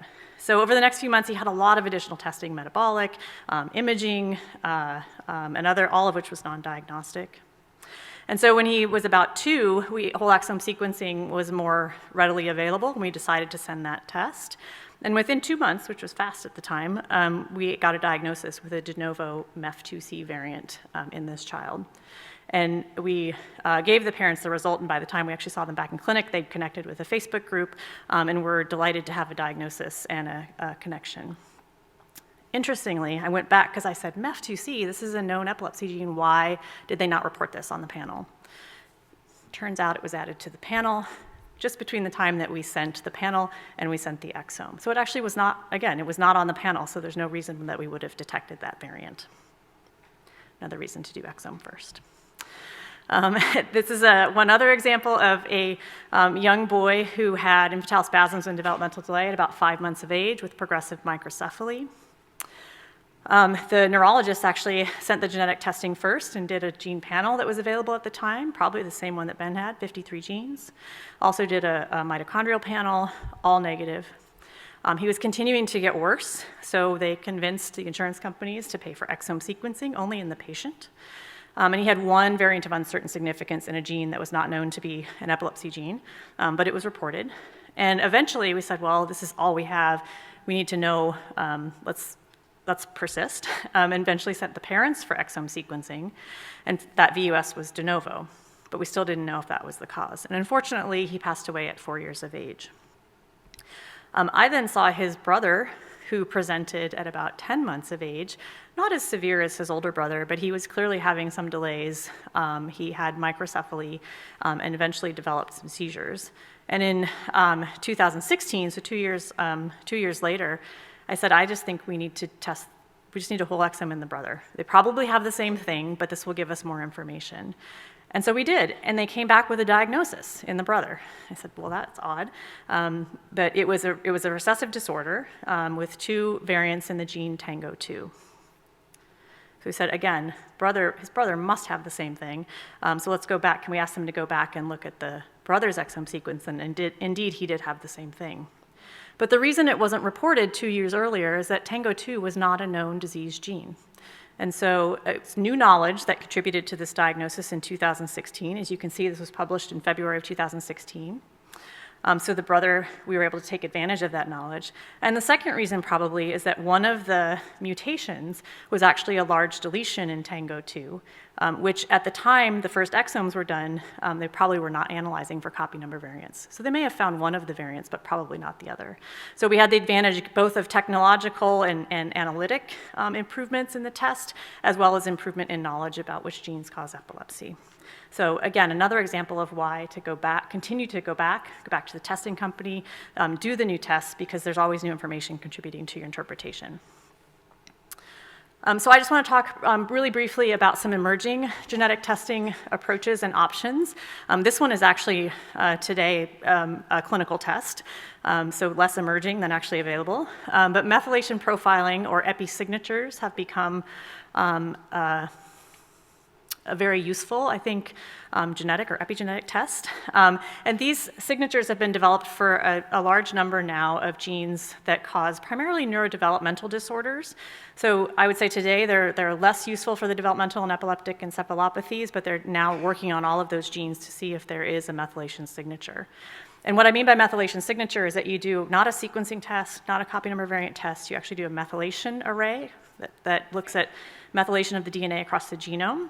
And you can see patterns. So children, I give the example here of CHD2. So children who have a mutation in CHD2 that's disease-causing have a methylation pattern when you look at the results of their test that looks very different than children who don't have a mutation in CHD2. And one of the nice ways that this test can be used is that if you have a child who has a variant of uncertain significance in CHD2, you can send the methylation profiling, and if they have the signature for CHD2, then that's probably a pathogenic variant. If they don't, it's probably a benign variant. So that's shown here. I don't think I can point, but shown here in the aqua-colored little cluster of patients there. So they all have the same methylation pattern. They all have CHD2 mutations. All of the pink patients there across the top do not have CHD2 mutations. The one little blue bar in the middle there is a patient with a CHD2 VUS. Clearly falls in the group without CHD2 mutations, so it's probably a benign variant, and you should keep looking for the genetic cause in that patient. It can also be used if you've never found a variant in a patient. You can send this test, EpiSign test, and ask, is there a methylation signature for any of the genes that we know have signatures? And sometimes it can actually be used as a diagnostic test. I'll say that we are also using DNA methylation analysis to look for methylation aberrations that cause epilepsy. So this is something we're doing purely on a research basis right now, but as you can see, this, all you need to know is that one red line is a patient who looks very different than all of the black lines, and that patient has a difference in methylation at a specific gene in the genome that may or may not be causing abnormal expression of that gene and causing epilepsy. RNA-seq is another approach that is available clinically in limited situations. This is where we're not looking at the sequence of the gene, but we're looking at the expression of a gene. And so you can look at the amount of the gene that's expressed or whether there are splicing changes in the expression of a gene. And this is often used if you have either a genetic change that you can't interpret but looks like it might affect the splicing of the gene. You go and test whether it affects the splicing of the gene. You can also use it if you have a recessive a change in a gene that causes a recessive disorder, but you've only found one variant and not the second variant. But if you look at the expression of the gene and it's clearly decreased or altered, this may lend support that there's probably a mutation, second mutation that you just haven't found yet. A caveat is that the gene must be expressed in the tissue that you're doing the expression analysis in. So often this is done the expression analysis is done in blood, and we know that when we're thinking about epilepsy, this is a brain disorder, and not all of the genes that cause epilepsy are expressed in blood. So again, another important thing to think about ahead of sending the test. And then we've already heard about whole genome sequencing, where you're sequencing not only the DNA that codes for genes, but you're sequencing 100% of the DNA. And this is available clinically in some situations. It's most often used today, I would say, in rapid genome sequencing in NICU patients of various presentations. The important thing about genome sequencing is that you can get different types of variants you don't get with exome sequencing.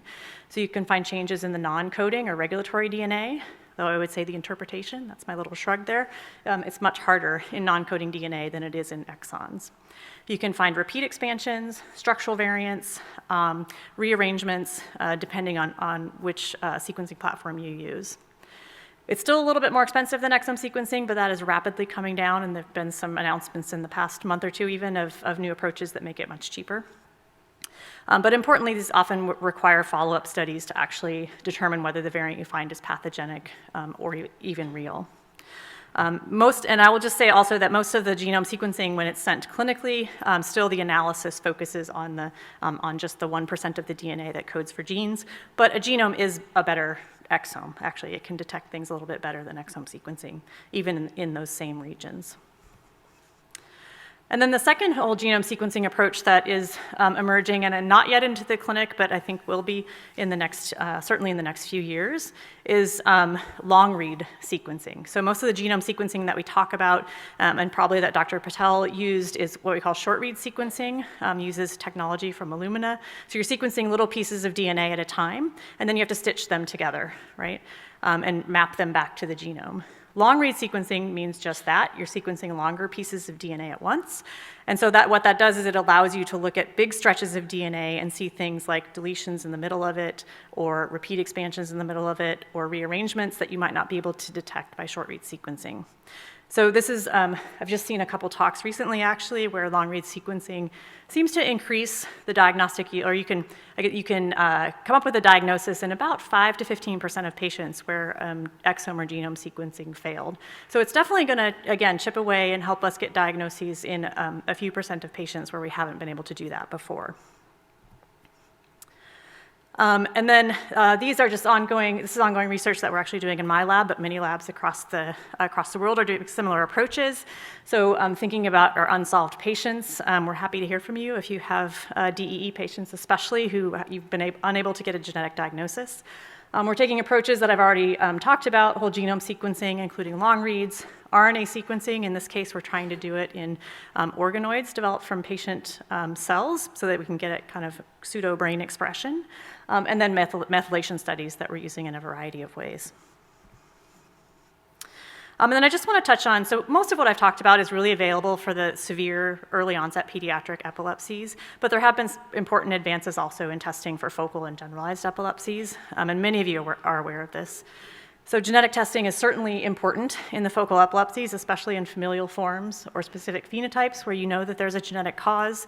More and more it's being used in pre-surgical workup, and then testing tissue from surgical resections has led to some really nice results.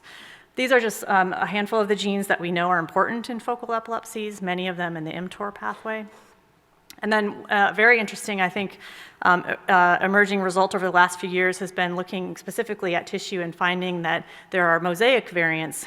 So similar to, you can think of it as like a tumor where you have changes in the genome as the tumor develops. In these focal cortical dysplasias, you may find a genetic variant that probably actually drove the abnormal development of that focus. This requires tissue. It requires specific sequencing approaches, but there are clinical tests available for this. And then there are other approaches to say, well, what if we suspect it, but we don't actually have brain tissue? Are there other ways to get at this? And there's some nice results emerging for using CSF, for example, or by using EEG electrodes and getting DNA from those tests to actually test that tissue that comes off of there.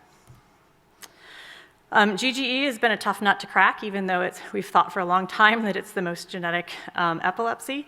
There are rare familial causes where we know there are specific genes. And as I alluded to earlier, there are copy number variants that are significant risk factors for generalized and other epilepsies, including 15q13 deletion. So you might consider, if you have a family, especially if they have kind of GGE plus, so plus autism or intellectual disability more than you expect, you might consider this test. The other important approach that is emerging that you may have heard about is something called polygenic risk scores. So polygenic risk scores is not clinically available or useful for epilepsy yet, so I'm just going to put that out there. But we're getting there. So polygenic risk scores looks at lots of different genetic variants that have a very, very small impact on risk. And this is what, well, this is from a genome-wide association study. Each colored bar represents a chromosome, and what you need to know is that all of the dots above that red line represent a significant difference, so variants that are more frequent in patients with epilepsy than patients without. But they're present in patients without epilepsy, so they're clearly not highly penetrant. But we can start to take combinations of these and say, well, what if a patient has 12 of these risk factors and they add up to, you know, a significant enough risk that it might be contributing to their epilepsy? So these polygenic risk scores are being developed for different types of epilepsy, for different ethnic backgrounds, which is important. Most of these tests have been done in white European individuals, and the results don't necessarily apply to other population groups. But we're getting there, and there have been studies published now on polygenic risk scores in various types of epilepsy. And this is just not for you to digest, but we put this table together for a chapter that we wrote recently with current approaches to genetic testing, emerging approaches to genetic testing, and kind of what they detect and what they don't. And as you can see, it's complicated, right? But we're hopeful that as we get to more kind of long-read whole genome sequencing and tests that can detect multiple different types of variants, that we can narrow in on the tests that we need to do to detect the most variants with the biggest impact in our patient population. So to finish up, genetic testing has clearly had an impact on clinical care, especially in the pediatric setting. So who should you test? I would argue in pediatrics, you should test most of your kids who present with epilepsy, but especially those with severe early onset or epilepsy associated with intellectual disability, autism, or other syndromic features. Rare familial cases in GGE and focal, as well as rare kind of really specific phenotypes where you know there's genetics involved. Early diagnosis is key. I would argue that exome's the best test that we have readily available today. Gene panels are great, and chromosome arrays should still be considered, especially if those other tests are negative. If you have a very specific phenotype, like Angelman syndrome or Rett-like syndrome, there are specific panels for that you can do. So you can certainly consider that as opposed to exome first, although exome will pick up all of those as well. And then as we move into the future, you know, whole genome, I think it's really exciting. So genome sequencing is online and becoming increasingly available. All of these other tests that I briefly touched on are moving into the clinical space quickly. And like I said, hopefully we're going to get to a point where we may have one test for all, or maybe just 2 or 3 tests for all, instead of that 10-year diagnostic odyssey that some of your patients have experienced. And I'll stop there. Thanks.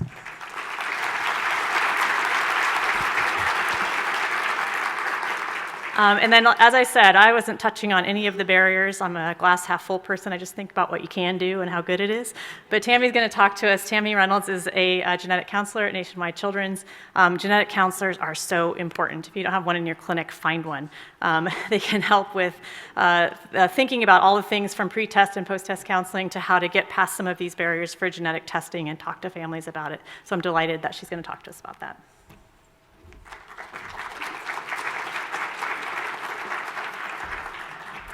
Thank you so much for the introduction.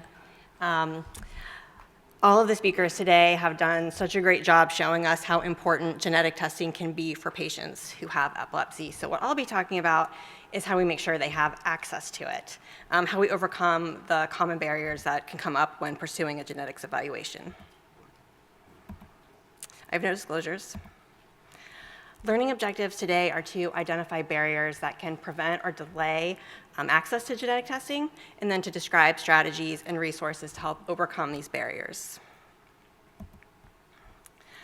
I'm guessing that a lot of people in this room have ordered genetic testing, so you know that it is a process, and it starts when you decide you want to order genetic testing, and it ends maybe kind of when results come back. And there are a lot of steps in between, each with their own set of barriers. So we'll go through each one of these checkpoints and talk about how we can approach those. So once you decide you want to order genetic testing, the first thing you have to do is decide a test. And we just got the best possible primer from Dr. Mefford.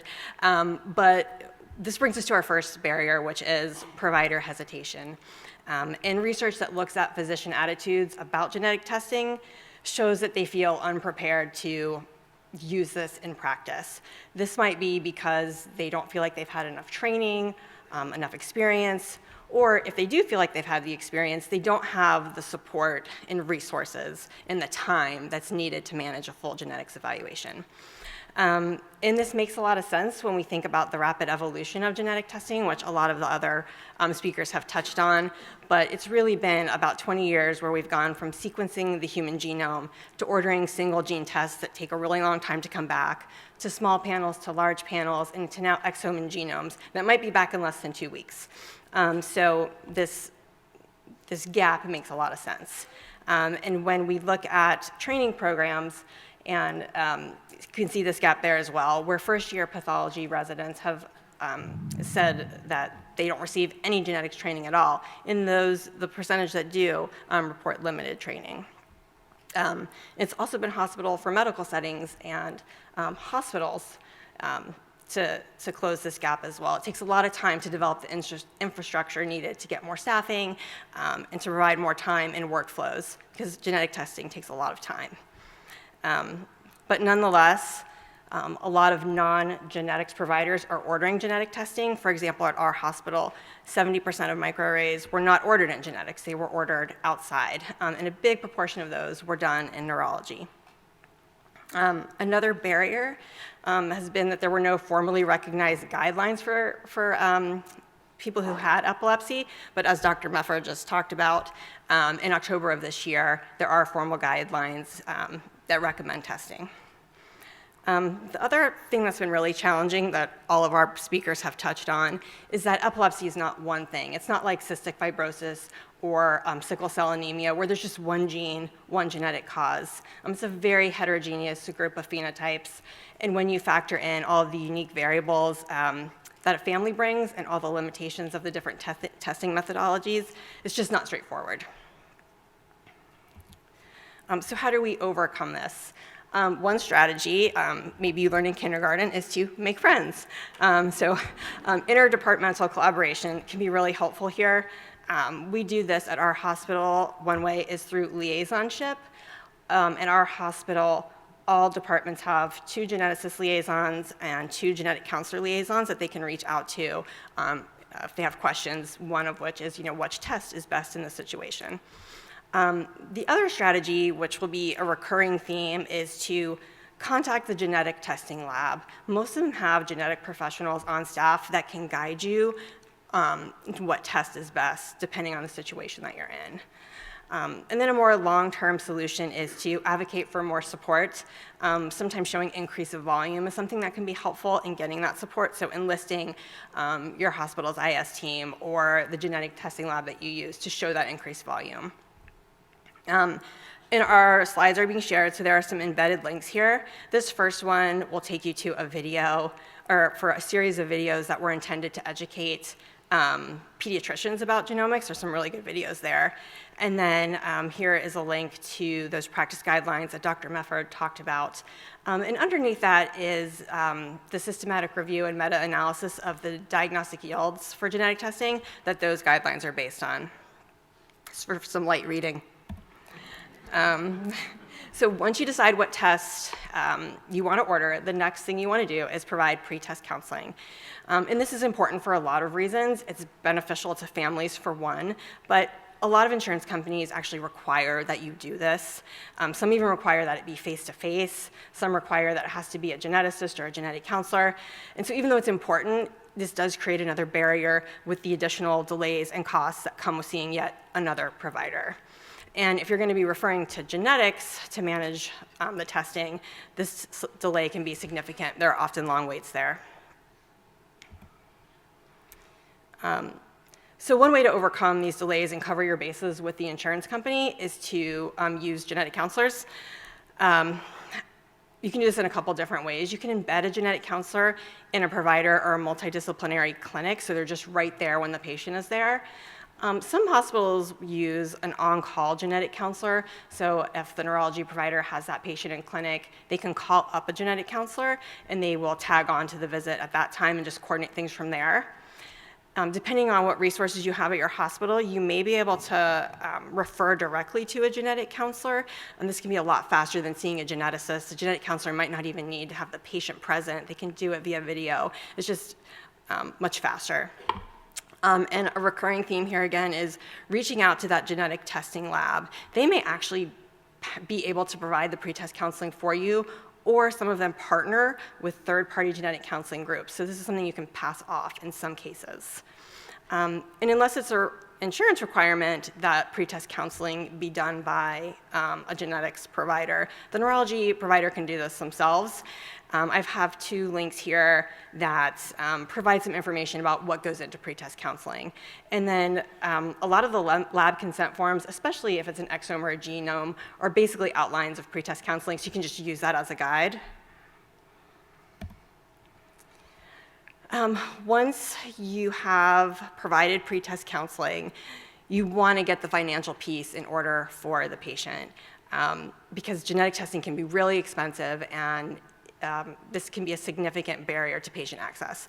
Test costs range from a few $100s to several $1,000s, often needing several tests to find a diagnosis. I know Dr. Mefford talked about how that's changing with hopefully just one test, but still sometimes we are doing this tiered. And insurance coverage takes time. There are prior authorizations, letters of medical necessity, appeals, peer-to-peers. This all leads to delays and is further demands on your time. And even if you do everything right, you may still not be able to get coverage of a genetic test. And even if it is covered, sometimes the family still has a substantial out-of-pocket. So how do we overcome this? One of the things that's been really helpful in the cancer genetic space is having evidence-based guidelines that recommend genetic testing. And as Dr. Mefford mentioned earlier, this is something that we have now with these new guidelines. So including that information along with your insurance documentation could potentially be helpful. And then also noting any change in medical management is something that the insurance companies are looking for as well. Another strategy is, again, going directly to that genetic testing lab. They sometimes have out-of-pocket maximums, so even if their list price is several $1,000s, they may have a max price for a patient at $100 or $200. Another strategy is getting to know your state programs. For example, in the state of Ohio, we have a program that provides a lot of financial assistance, but one of the things that it does is it provides a window of time where they will cover costs of genetic testing, which means for us, we have 9 months where we can do any genetic testing we want without this patient having to have a bill, which has been huge for access. This is a program that is partially funded by a federal grant. All states receive this grant, but they may not use it the same way, but they may use it similarly. And if you are interested in seeing how your state uses that grant, you can use the link that's right there as a jumping off point. And it's likely that your genetics and social work colleagues know of any of these programs, so instead of doing all the research, you can use your friends, reach out, and they may be able to tell you how to get access to those. And then Dr. Millichap talked about sponsored testing before. These are tests that are no cost to the patient, but they are paid for by a third party in exchange for data that's generated from the test. And these tests are great in terms of overcoming the barriers of cost, because patients pay nothing for them, and also you don't have to do any of the insurance part, so you've eliminated those delays. But some providers and some patients are not comfortable sharing their data this way, so just something you want to make sure they know as part of that pre-test counseling conversation. So even if you are able to get genetic testing paid for, there are some families who are just really anxious about it, and this can be a barrier to testing. Anxiety can come about this idea that results might come back uncertain results. Those variants of uncertain significance can be very anxiety-provoking for some families. Some families are worried about unfavorable prognosis information coming back and can be uneasy about this idea of secondary findings, learning things unrelated to the reason you're doing testing in the first place. And some families just have privacy concerns about how their data is used, who's looking at it, just this general mistrust of the genetic testing process. Some families worry about how a genetic test result could impact their insurance or their job. These are very reasonable things to worry about. There are cultural and religious reasons. Some families don't want to do testing. And then some families are worried about the sensitive information that we can learn when we do genetic testing. Again, like Dr. Mefford talked about, you can learn that either one or both parents might not be the biological parent, or that parents are related by blood. So families really have to weigh all of these things when they think about the possibility that testing might not find an answer, or it might not change medical management. So how do we work through this with families? We never want to talk anybody into genetic testing, but if you can elicit their specific concern, you might be able to work around it. So say you want to do an exome, but you have a family who's really, really worried about incidental findings, so maybe you do a panel instead. Or you have a mom who confides in you that she's not 100% sure of the paternity of the child's father, or the paternity of the father, well, you know what I mean. So you do a DuOS instead of a TRIOS. For those who are concerned about the impact on insurance or their job, it can be really helpful to go over what protections are in place and what protections are not in place. There is a law called GINA, the Genetic Information Non-Discrimination Act, and this is a law that prevents health insurance companies and employers from using results of a genetic test to make decisions about the patient's coverage or their job. But there are some important exceptions to this law. It does not protect against life insurance, long-term care insurance, or disability insurance, and it also does not apply to the military or to small businesses of under 15 people. For more information about GINA or to share it with your patients, you can use those links there. And another strategy is just to defer testing. Sometimes, depending on the specific concern, it can be better just to revisit it at another time. So you've done it. The family's on board, and we're ready to order testing. And one of the barriers that comes up here is really the administrative part of ordering genetic testing. For best result interpretation, the lab needs a lot of paperwork. There are test requisitions, phenotype forms, consent paperwork that you have to go through with the family, clinic notes, a pedigree to be filled out, and all of this takes a lot of time and can be a roadblock if you don't have help. Another challenge, which has been surprising to me, one of the biggest challenges that I see is just obtaining a sample. Sometimes it's not just a patient, but also their parents. You have 3 people who you need to get a sample from. There can be anxiety about a blood draw, maybe a parent lives really far away, or it's just one more thing on a really long to-do list that families don't get around to. So whatever the reason, this can significantly delay testing. Some strategies to overcome these barriers, maybe an obvious but not immediate solution is to increase allied health and administrative support. This can be genetic counselors like we've talked about today, but there are also other positions like a genetic counseling assistant. These are being used more and more frequently, and they can take on a pretty big chunk of the administrative piece, and they have quickly become some of our most valued colleagues in the genetics world. Another approach is to divide and conquer with some of those administrative chunks. So we have people who specifically do prior authorizations, someone who specifically will coordinate outside samples collection. And then in terms of getting a sample when the family is not cooperating, one thing that can be helpful is providing an alternative to blood. So this can be a buccal sample or a saliva sample. And this is really great for kids who have autism or anxiety, or maybe they just live really far away. So you don't need a phlebotomist for this. It's just much easier. It's one more thing to make it easier on the family.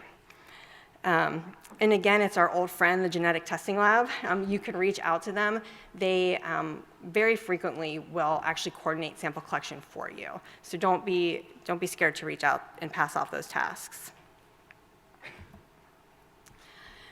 And finally, we have made it. We are at the end of our genetic testing journey, and we really have come full circle with the results and interpretation and disclosure part of this, because the same things that gave providers pause at the beginning of the process are the same ones that do so here.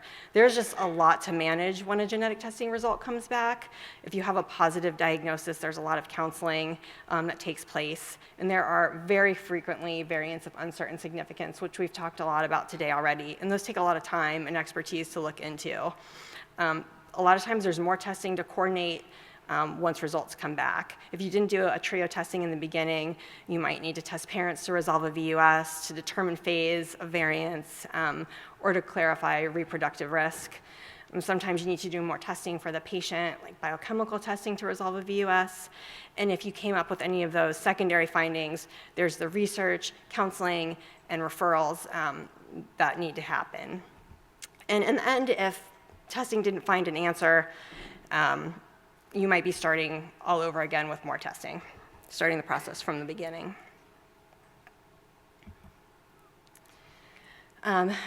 In overcoming some of these barriers, again, reaching out to that genetic testing lab, they all have genetics professionals on staff, and they are there to help with results interpretation, to talk about which next steps might be best. And some will even provide post-test counseling as part of the test itself. Continuing to find various ways to collaborate with your genetics department, again, at the end of the process, is helpful as well. So the liaisonship with genetics also for us also includes reaching out about what do we make of these variants of uncertain significance. We're also trialing something at our institution called genetics office hours, where our geneticists every other week will have time set aside where a provider can come to them with test results to discuss. And then we also have regular interdepartmental conferences every month where a genetics provider or a neurology provider can bring their case to the group to get feedback. Listed here are several websites and web tools that can be really helpful on the back end of a genetic test. The top three there are really specific to variant interpretation. And then that next bolded bullet there, the prediction tools, these are tools that I really like. The top two tools are specific to the POL-G gene. And if you know your specific variant, you can plug those into that website, and it will tell you what phenotypes have been associated with that variant. They will tell you whether that variant has been associated with just dominant disease or also recessive disease, which can be really helpful if you have a test result with just one variant and you're trying to counsel the family on what that means. And then there's also the GRIN database through Emory. This is a program through Emory where they have done a lot of functional analysis on a lot of the group of GRIN genes. So you can plug your variant into that tool and see what they've learned. And then that last functional prediction tool is a tool that looks at sodium channel and calcium channel variants and will let you know if they think it's loss of function or gain of function, which can be really helpful to the neurology provider. And then if you are looking for good overviews of certain genes or certain conditions, those three sites there are really good summaries for genes and conditions. And then one of the things that families find really helpful is giving them resources when they leave. You can only remember so much of what you say when they're sitting right there. So giving them something that they can look at when they leave can be helpful. That first link, the genetics fact sheet for families, there are some really great information sheets about just fundamental genetics concepts like recessive disease or dominant disease that helps family understand those concepts. And then the unique website has a lot of family-friendly pamphlets specific to certain conditions. And then as both Leah talked about today and another mom that I was sitting with, finding sites through social media and letting families know about those are really meaningful for families.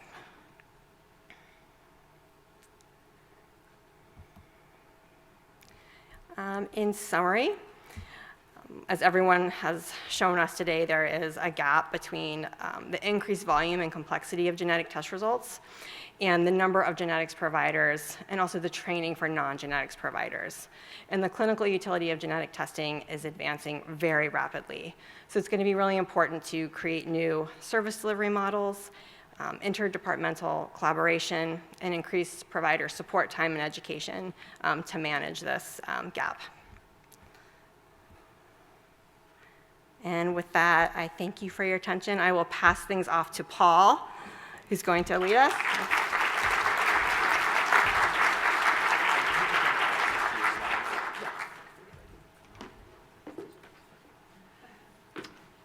All right, well, thank you. Thanks, Tammy. And just a reminder that all this, we invite all of you to use the QR code on your table, because Tammy and some of our other speakers will make all of their slides available.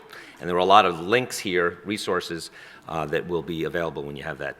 So, before we hear from Dr. Sarah Kelly, I want to invite you to have a conversation at your table. Find one or two partners and find somebody nearby maybe who you don't know so well. This is not only a chance to learn and to experience and to take on a lot of information, but also to make some connections. So find one or two people you don't know so well and discuss with them what's a small aha. And it doesn't have to be a big rock. It can be a little teeny pebble that later on will turn into something more significant. So what's a small aha or interesting insight that you've gained during the presentations that we've heard today?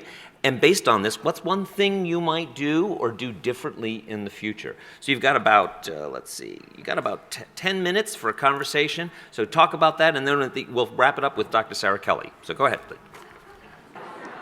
Thank you so much for your participation in our conference today. I just wanted to have a few closing remarks. So I'm Sarah Kelly.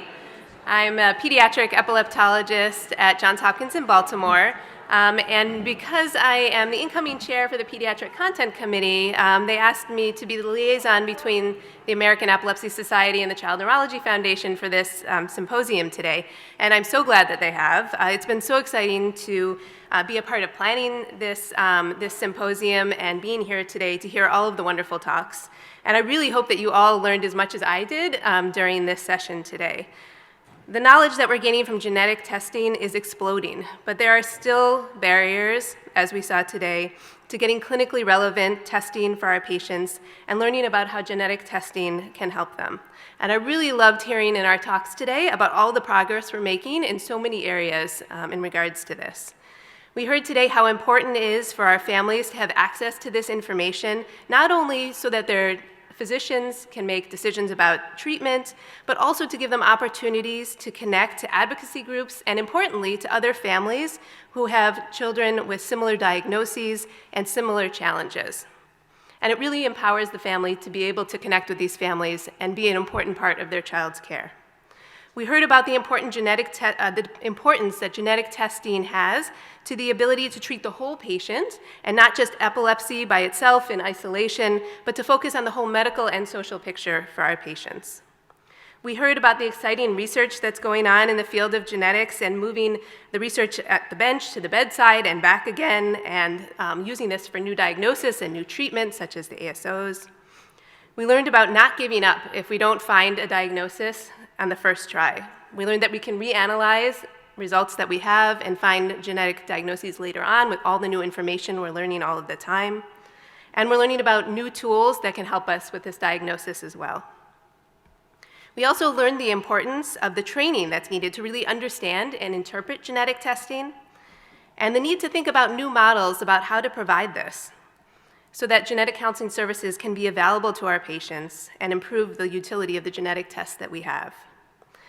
And so I'm sure with all the information you heard today, you have lots of questions, so we are all happy to answer them. And you have the QR codes on your table where you can send us questions about anything you heard today. We're happy to talk to you on your way out. We'd love feedback about how you think the symposium went today. And our presenters, as we mentioned, will be sending out their slides, and we hope to hear from you, and we hope to see you again next year in the second half of the symposium. Thank you very much.